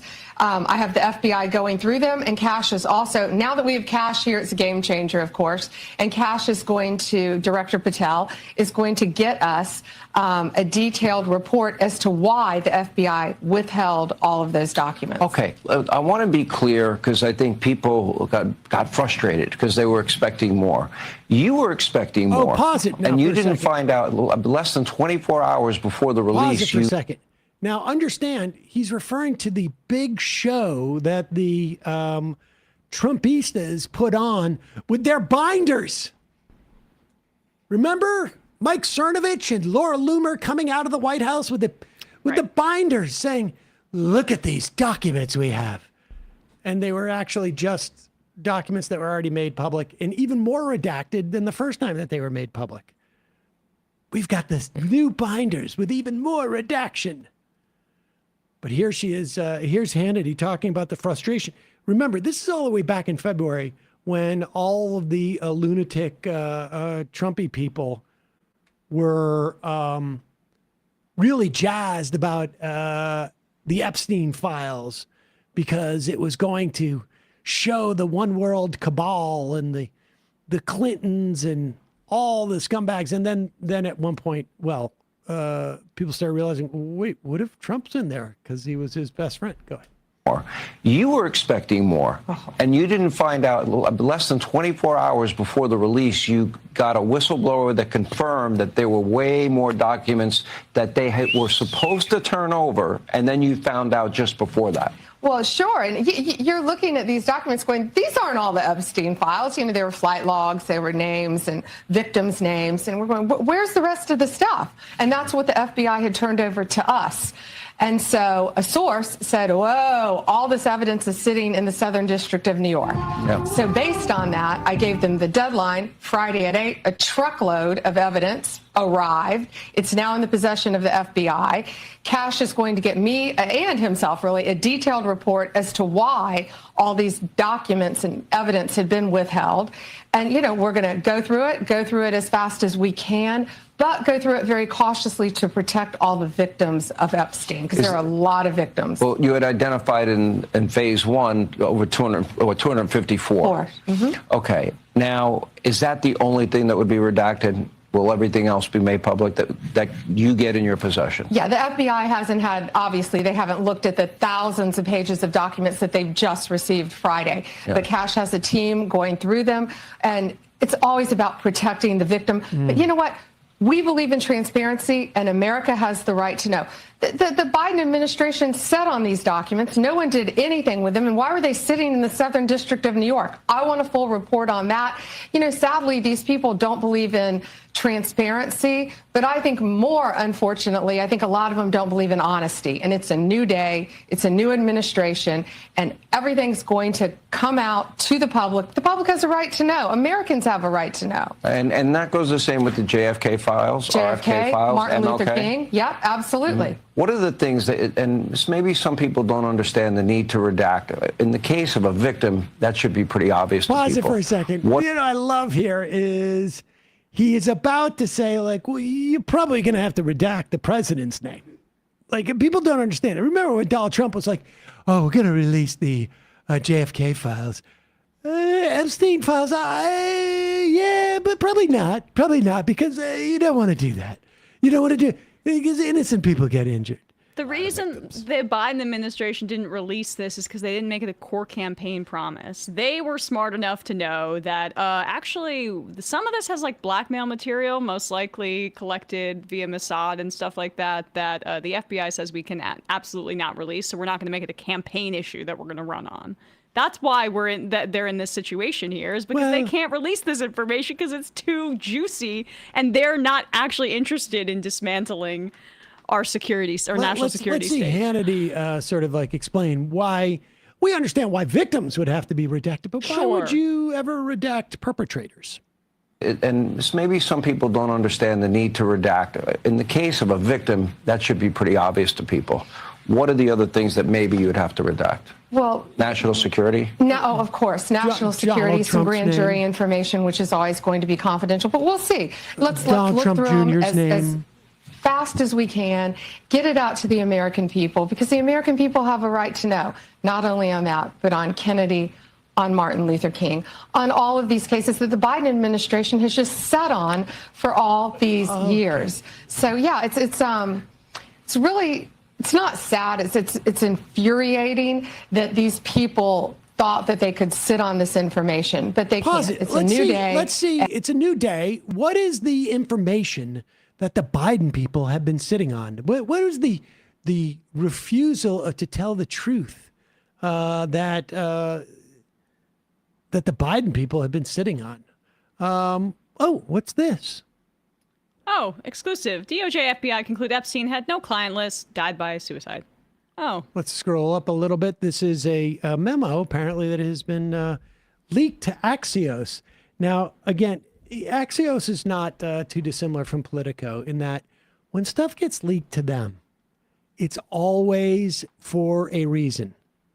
In this instance, it's almost as if like you were to look at the front page of the paper and, or let's just say, go to Google News, for instance, and the bill that cuts Medicaid, the bill that cuts Medicare, the bill that cuts SNAP, the bill that cuts back on college loans, the bill that puts 10,000 new ICE people on the street, the bill that puts $100 billion annually into defense. It's almost like pushed off the front page. It's weird.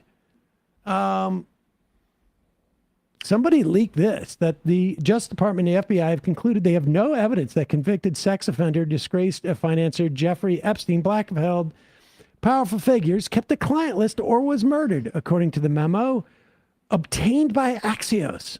What interesting timing. It's so interesting. So interesting. The administration is releasing a video, both raw and enhanced versions, that says it indicates no one entered the area of the Manhattan prison where Epstein was held during the night he died in 2019. Which is interesting because the first piece of news that we got after he died was that saying that basically the cameras had been turned off. That's weird.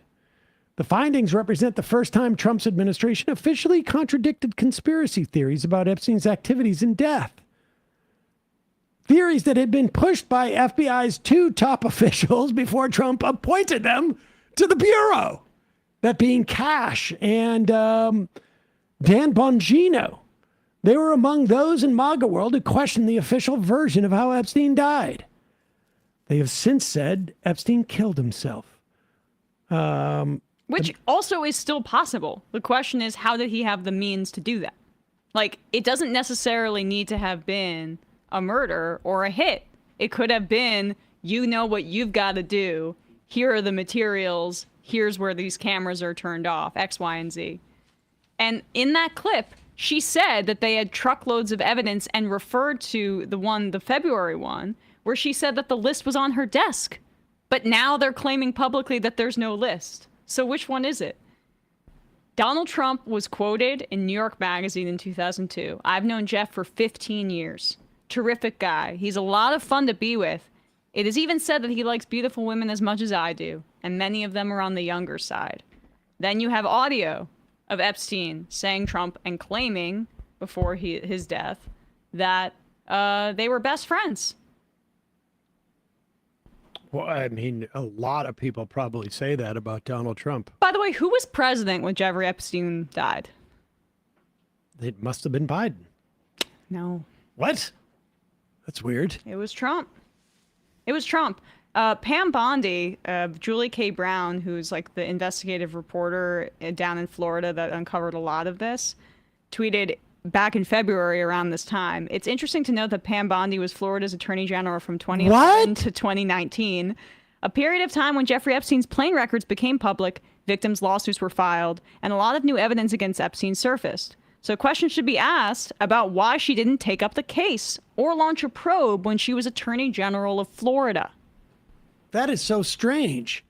Well, it's not like that Trump, I don't know. Acosta? Appointed a labor secretary who was the guy who actually gave Jeffrey Epstein his first sweetheart plea deal. That's weird. Acosta was a U.S. attorney under the Bush administration and gave Epstein immunity from federal prosecution and allowed him to plead guilty to lesser state charges. That's such a coincidence that he appointed both Florida attorney generals who let Jeffrey Epstein slide to prominent posts in his administration. I don't know, a little odd. I suppose there's you're going to claim it's a similar coincidence to the increase in measles, in the greatest amount of measles we've gotten, and the fact that 93% of the people who've contracted them were not vaccinated. How about the fact that the guy who was on not Harvey Weinstein, Jeffrey Epstein's defense team was also on Donald Trump's defense team, one Alan Dershowitz, who... What? I saw over the weekend has been spending his time or his retirement. Still, he's an activist for his number one pet issue, which is that the age of consent laws are way, way too high. Not even joking. He's emboldened enough to make that argument right now.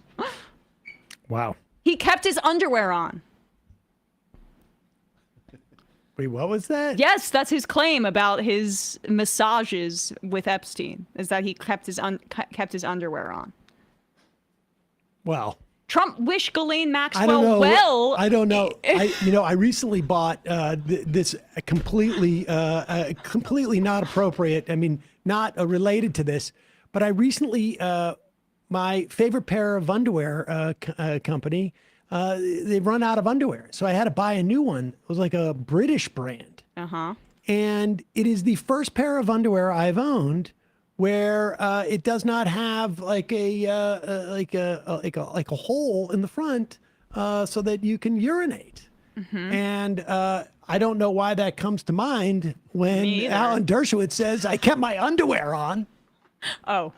Yeah, it's That's very not specific. exactly what we would call in law school exculpatory. Not exactly. It's all a distraction from the MLK files, though. You're right. They care so much about that. All right, let's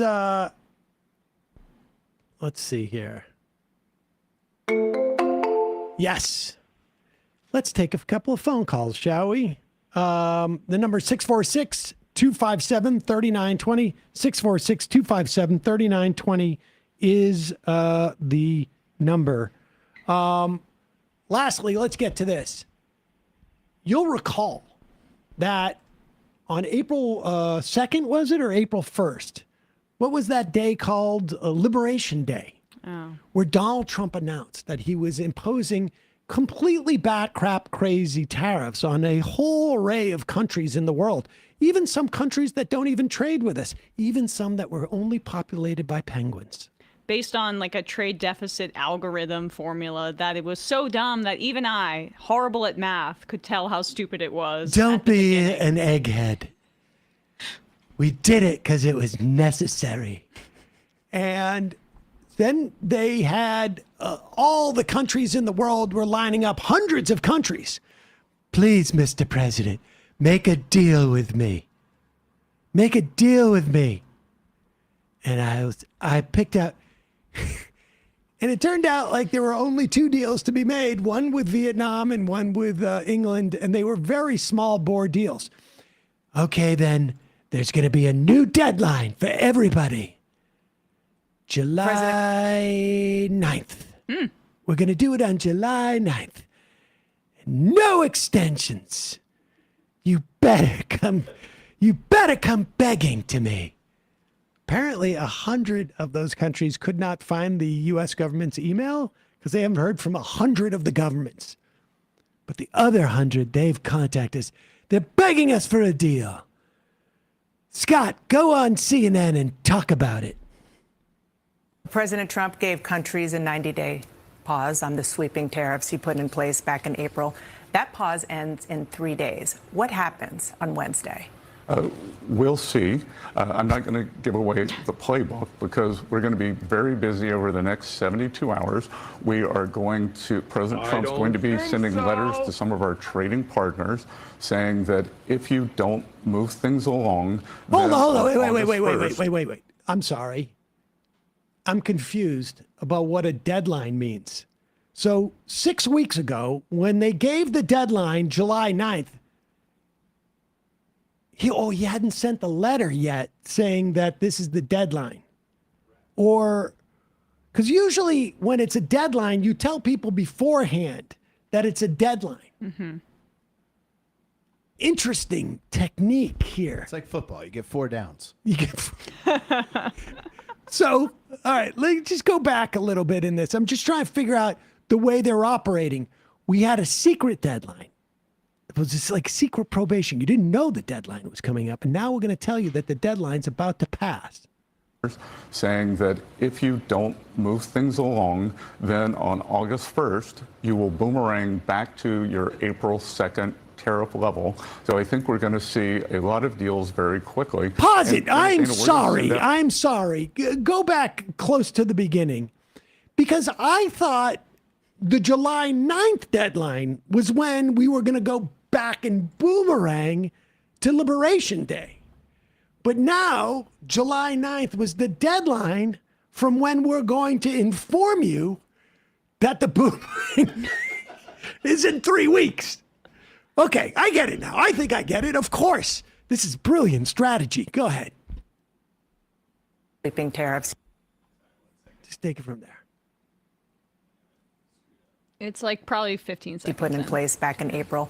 That pause ends in 3 days. What happens on Wednesday? We'll see. I'm not going to give away the playbook because we're going to be very busy over the next 72 hours. President Trump's going to be sending letters to some of our trading partners saying that if you don't move things along, then on August 1st, you will boomerang back to your April 2nd tariff level. So I think we're going to see a lot of deals very quickly. And, Dana, we're going to send out probably 100 letters to small countries where we don't have very much trade. And most of those are already at the baseline 10%. Well, you said August 1st. Do you mean what's going to happen in August? So the countries will get a letter saying that if we have not reached an agreement, then you will go back to the April 2nd level. Starting when? On August 1st? On August 1st. Okay, so there's basically a new deadline. It's not a new deadline. We are saying this is when it's happening. If you want to speed things up, have at it. If you want to go back to the old rate, that's your choice. It's a new deadline. What's this deadline? Well, this was the deadline. See, President Trump puts things off. And so if we didn't say the deadline was July 9th, when we want the letters out by August 1st, he would think he would send all the letters out August 1st. They wouldn't get there in time. This is how you know he's being tough, right? Is like, it's a hard deadline, except for like 3 more weeks. My Except for dad a would month. do this. Yeah. He would set his digital clock when I was a kid to like 15 minutes or 45 minutes ahead so that he was always on time. That's what's going on. It was a deadline for Donald Trump to write the letters, because otherwise he would just say, I'll do it tomorrow, or I'll do it. Let me do it. I'll do it on Monday. I don't want to do it. He's holding himself accountable. It doesn't work because July 9th is a Wednesday. I need to have it on a Monday or a Friday. But if it's a Friday, then I'll just say, I'm going to start it on Monday. Or let me do, It's called the art of delay. Exactly. This is so embarrassing. We got to send a letter? It's very strong leadership, gotta say. Wow. There's very few, like there's some thematic consistencies of Trump 2.0, and this is the one that is the most perplexing to me, which is that they keep setting deadlines for random things. Even when he talks to reporters, I don't have the answer, ask me in 2 weeks. It's like, what do you mean? He did this in the first Trump administration, but do you remember Infrastructure Week? Yeah. Every week was going to be Infrastructure Week. But he's relying on it so heavily now because I think the level of laziness and age is just completely, we're on at new levels here. Wait a second. How many letters do I have to write? Okay.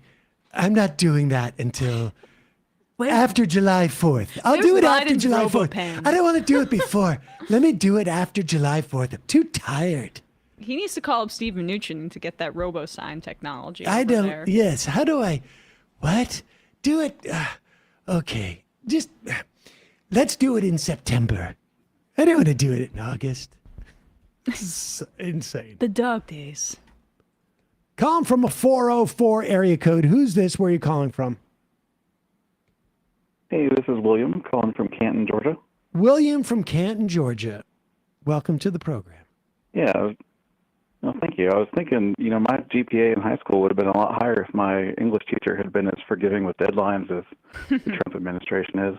But that's the thing I was wanting to call about is the bill that they just passed and are set to screw everyone over in about 2 years. One of the frustrations that I had, on Friday, maybe Thursday, was all the Democrats suddenly coming out saying, a lot of people might not know that they're on Medicaid. If they're in Alaska, they're on Denali Care. If they're in Tennessee, they're on TennCare. It's like, hey, you guys had 6 months, almost 6 months, to point this out to people. And it's just then you're putting it out. Do they need help from people who are smart enough to be like, hey, National Party, you need to talk in terms of states. You need to talk in terms of cities. Caller, don't mean to cut you off, but maybe just there's a little bit of gurgling on your phone, but I can respond to what you said as it's okay. It sounds mostly okay. But it's just it was completely insane to me that there was like this impulse, and maybe it was just on social media because Neera Tanden just decided to I hadn't heard from her in forever, but she was critical of me, criticizing the response. Because I just don't understand how people can be, maybe happier with this than what we saw with Chuck Schumer and Hakeem Jeffries a few months ago. And yes, the House kept the caucus together and all the Democrats voted one way. I get that. But that should be bare minimum of what we should be expecting right now, given that this bill is like the largest cut to the social safety net since the 90s. The two leaders of the party in the House and the Senate are from New York State. And they allowed a complete panic about Zohran Mamdani to dominate the news cycle at a time where they were about to cut healthcare from 17 million people. And then we're supposed to be like, oh, but he broke the record. Hakeem, another individual achievement from a member of the Democratic Party. That'll fill the plates of the American public. I don't know what we're doing.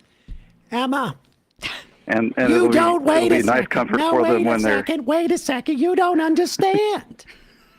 Donald Trump is going to be in the toilet at one point, and we're going to be able to stop him when all the Republicans decide they're not going to listen to him anymore.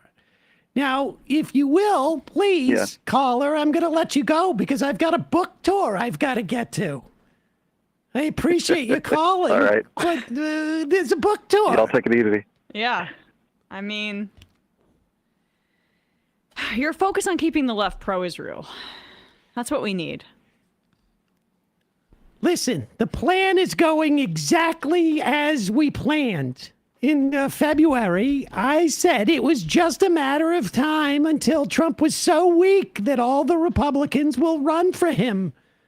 And now, believe me, there's no way they're going to get that ability to rename that post office in Iowa where they wanted to do that. Now that, the plan succeeded.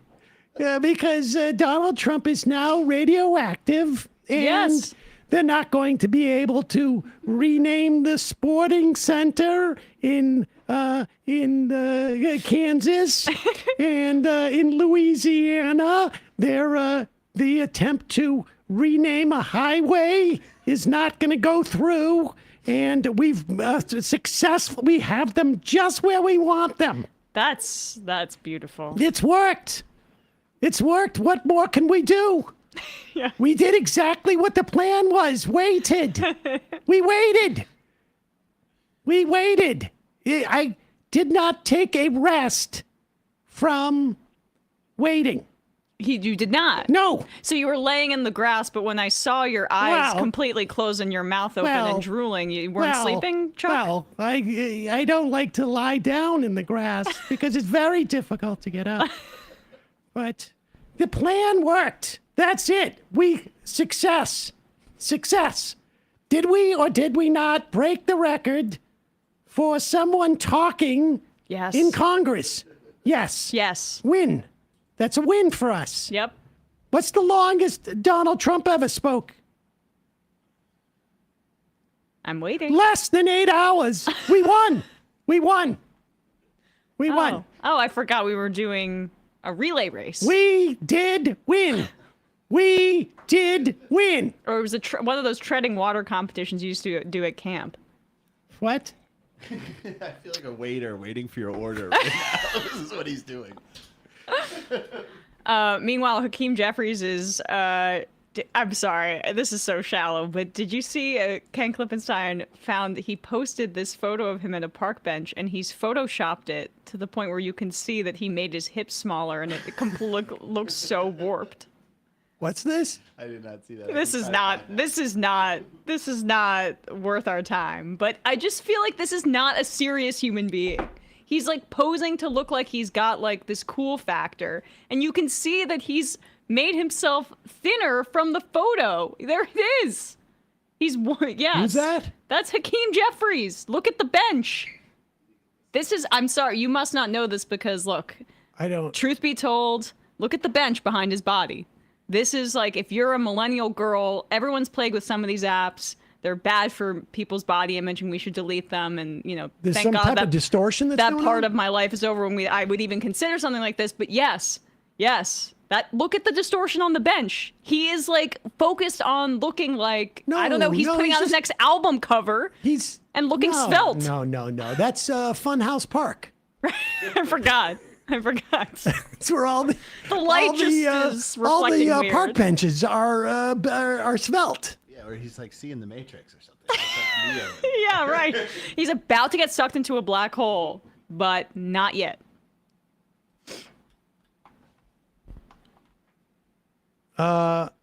Timur from the 5.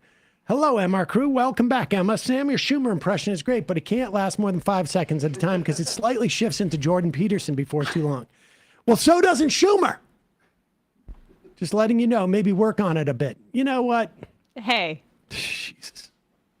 I got the glasses, for God's sakes. Yes, you picked those up. I think your Schumer is top notch. It moves around. It was weird doing it with the glasses. And it's also weird. I need to hear a Schumer clip first. But he's so busy right now.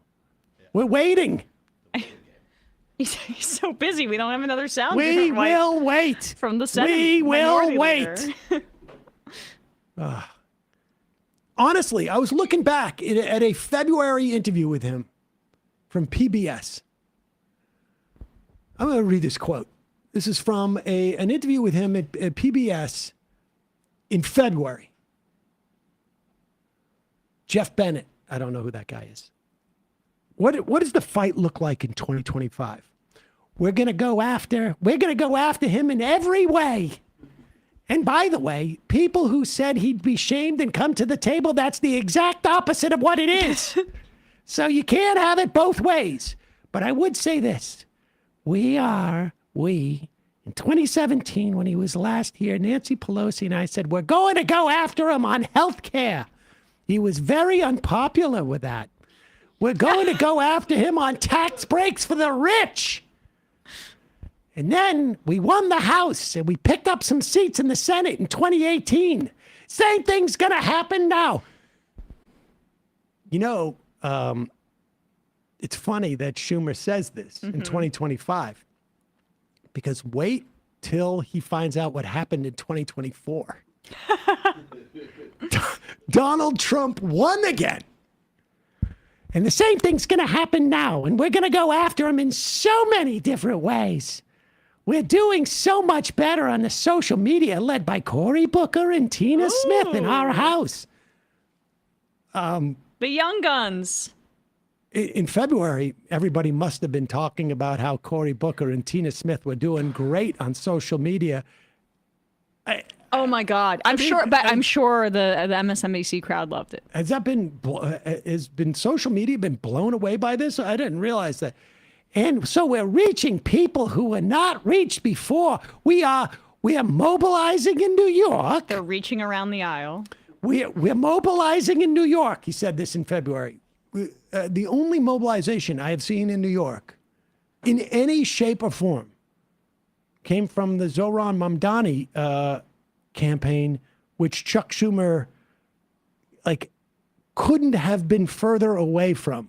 Oh, I mean, fascinating. He's probably afraid going of after Zohran. These Republicans who are voting for this and forcing them to either change their vote or face the consequences. The only thing that was holding up the New York Republicans from voting for this bill was not the cuts to Medicaid, not the cuts to taxes for wealthy people, not the cut to SNAP, not the cuts in Pell Grants, not the cuts in college loans, not the cuts in Medicare. The only thing was that there may not be a big enough tax cut for wealthy people in state and local taxes deduction. That was the only thing. Well, okay, and even in this narrow thing in his own state, there wasn't a modicum of pressure on people like Lawler. None. And I am confident that we will bring Trump's popularity numbers and strength down if we keep at it and keep at it and keep at it. That's 3 keep at it's. 3 keep at it's. I will repeat. We will bring Trump's popularity numbers and strength down if we keep at it and keep at it and keep at it. 3 keep at it's. Wow. Well, it did go down when people went down to El Salvador and talked about how bad his immigration policies were. And then, Which we were told we shouldn't do. Recall correctly, Democratic leadership was on record saying we don't want them to do that anymore. And Trump's popularity has bumped back up. This was the bill that strategy in February was supposed to stop. And not only did it not stop it, It happened on a timeline that was probably 2 months quicker than the Democrats proceeded.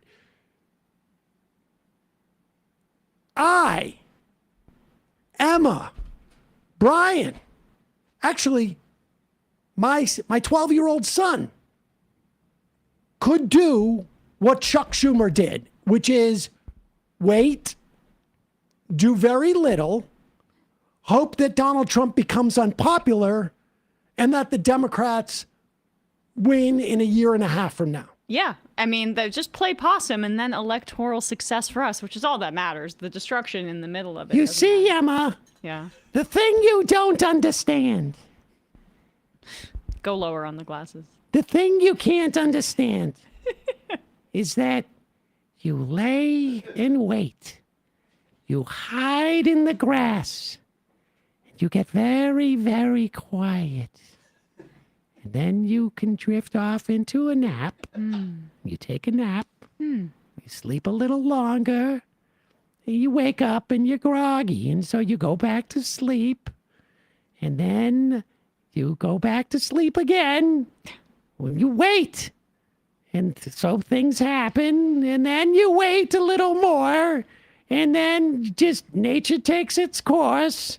And you win for a couple of, a year or two. And that's the strategy. You know, and it works. I'm inspired. I'm inspired by these individual acts of whether it's speaking or taking a nap in Chuck Schumer's instance. I think like what the Zoran thing, and people don't want to extrapolate this to the rest of the country, but they're wrong. What is so exciting about it and what it shows such a hunger for is this like real distaste that for this liberal individualism that the Democrats are so committed to, whether it's these like performative acts by Booker or like, the record and XY, like people want a clear message about what are you going to do for me? And he is completely incapable of meeting that moment. And so is Hakeem Jeffries. And unfortunately, so are a majority of Democrats. I mean, on the federal level. I think it's fine for Hakeem Jeffries to hold the floor if it gets some news reports and draws people's attention to it. But there seemed to be an abject failure. First off, they relied on the cuts to Medicaid. And then after the fact said, one of the difficult parts is that there's a different name for Medicaid in every state and people aren't aware of it. Okay. The failure of the Democratic Party to have an aggressive immigration policy of their own, not one that is aggressively trying to counterfeit the Republican ones, left them completely incapable of bringing up the problems with making ICE have a budget larger than many countries' militaries, making ICE a police force with a budget 10 times that of FBI. I mean, they were completely silent on this, and it is because of their horrible immigration policies, because they are so timid and so afraid of getting, like, in some way being seen associated with immigrants. It's disgusting. It is aside from the moral issues associated with it, which we have talked about forever, as a campaign strategy, as a legislative strategy, as any type of a political strategy, it has been an abject failure, and total and abject failure. The time is 3 months ago, really a year ago, really 2 or 3 years ago, to make it clear the importance of immigrants to our society, to our communities, and the need to bring them out of the shadows, to bring them into our system so they cannot be exploited in terms of work. You hear people complaining. Well, I didn't know they were going to take, my neighbor away. I thought they were just going to go for the criminals. Why is that? Because Democrats are so timid and so afraid to have made that distinction that there are people out there with a completely blinkered notion of what the Republican Party was going to do. And the Republicans give you this huge gift. We've watched months of videos of ICE rounding up moms, grandmas, grandpas, pounding on a guy who's weed whacking a lawn, going into construction sites and tackling people. And the Republican Party gives you a gift. We're going to spend hundreds of billions of dollars on this so that we can house these people in detention centers, so we can round them up more. And you're not out there saying, do you want to see more videos of your neighbors getting tackled while they're cooking in the back, doing your barbecue, or doing, weed whacking, or painting your house? Nothing. Not a single word. Not a single word from the party leadership on this. I mean... And that's by design. I mean, they're too afraid.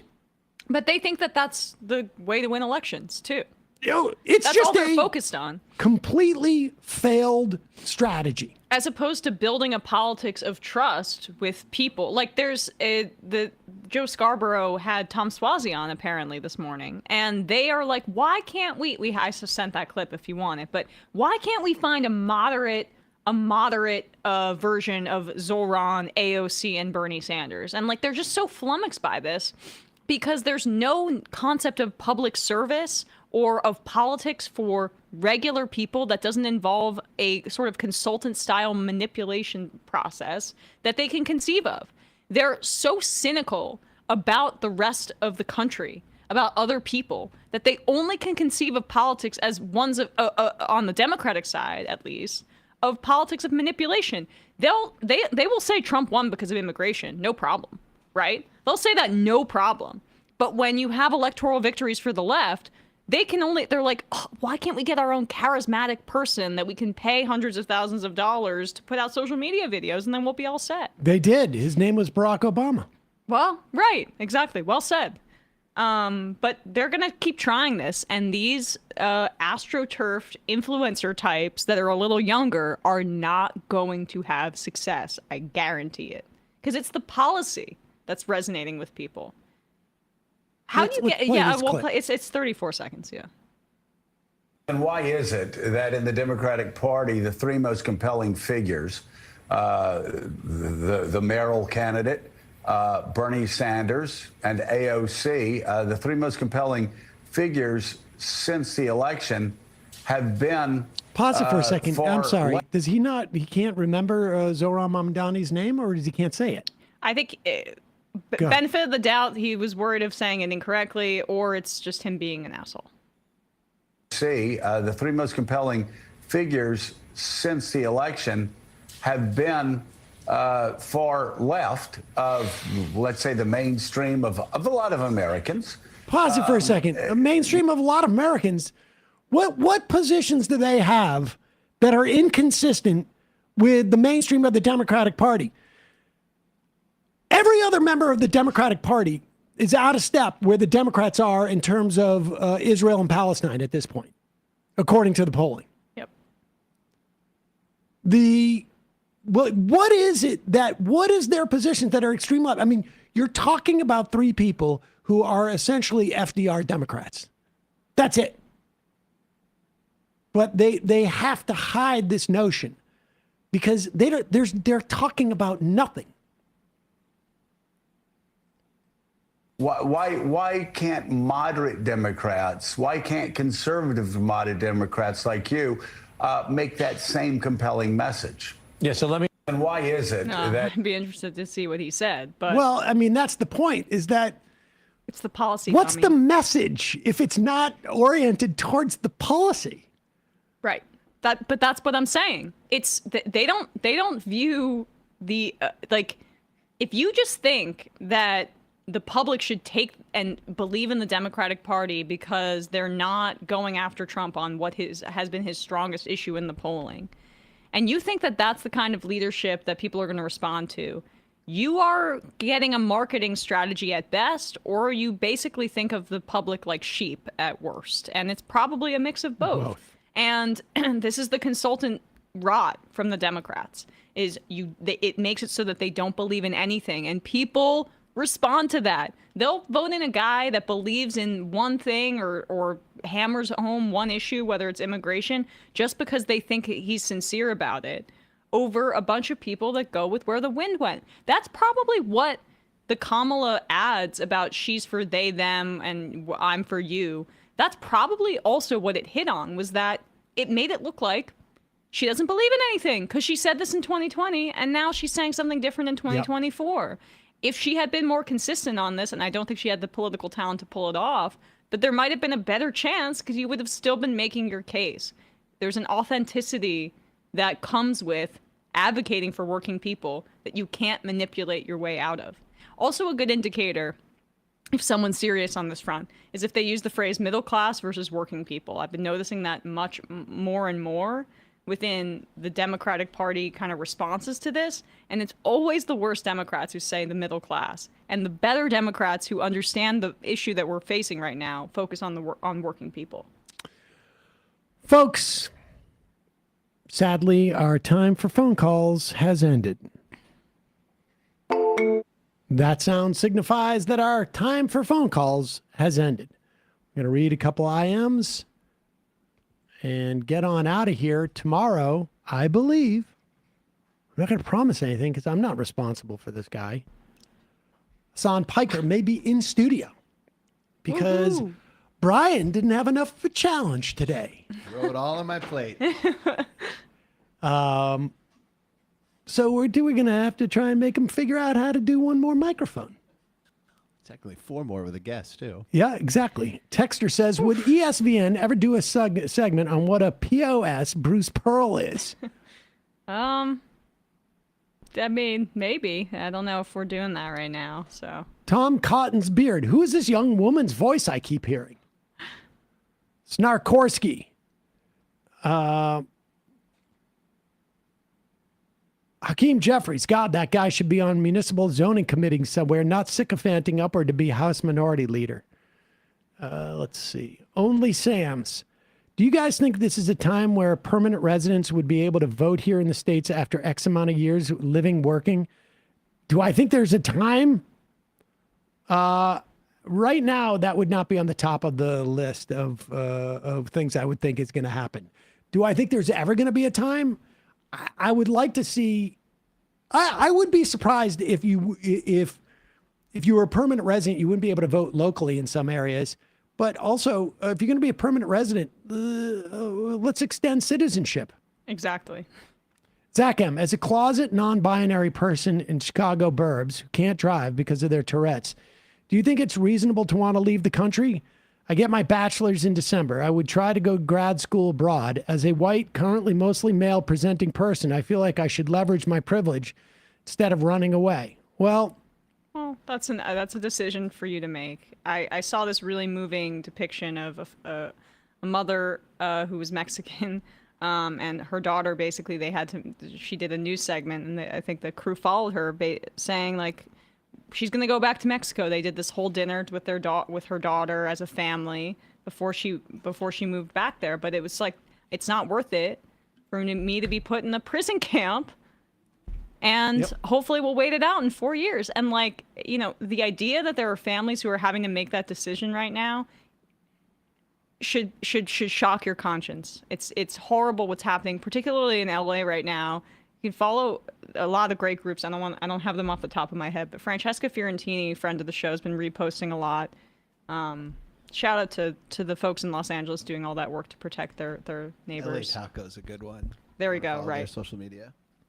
I mean, I would say go check out another country at the very least. I mean, just, there may be ideas over there that you get that you can bring back here.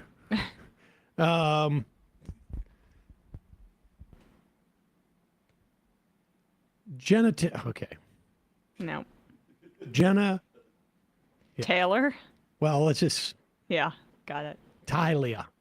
Welcome back, Emma. Jenna Talia. Henry. Emma saying Trump's DEI dipshits line should be clipped for the next batch of Fun Half music. Well, thank you. Strongly worded letter. Are you going to touch on the 144 EPA employees who were put on administrative leave for signing a letter of dissent that was sent out to agencies? I didn't see that.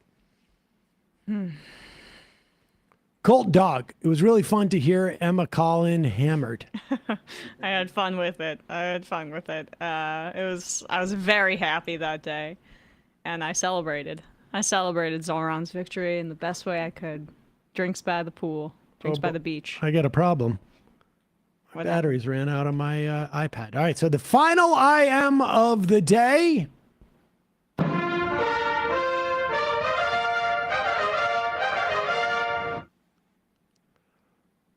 Sent with lasers. The longer Republicans are in charge, the more I think the cabin in the woods may be a true story. Brian, great job today. Thanks, boss. Too bad we did not put this out publicly. It was just part of the hazing thing that we do around here. Yeah. My Shutter Island. Yep. Yep. Emma, great to have you back. Good to be Great back. job today. Folks, we will see you tomorrow. It might take all the strength I got to get to where I want, but I know somehow I'm gonna get there.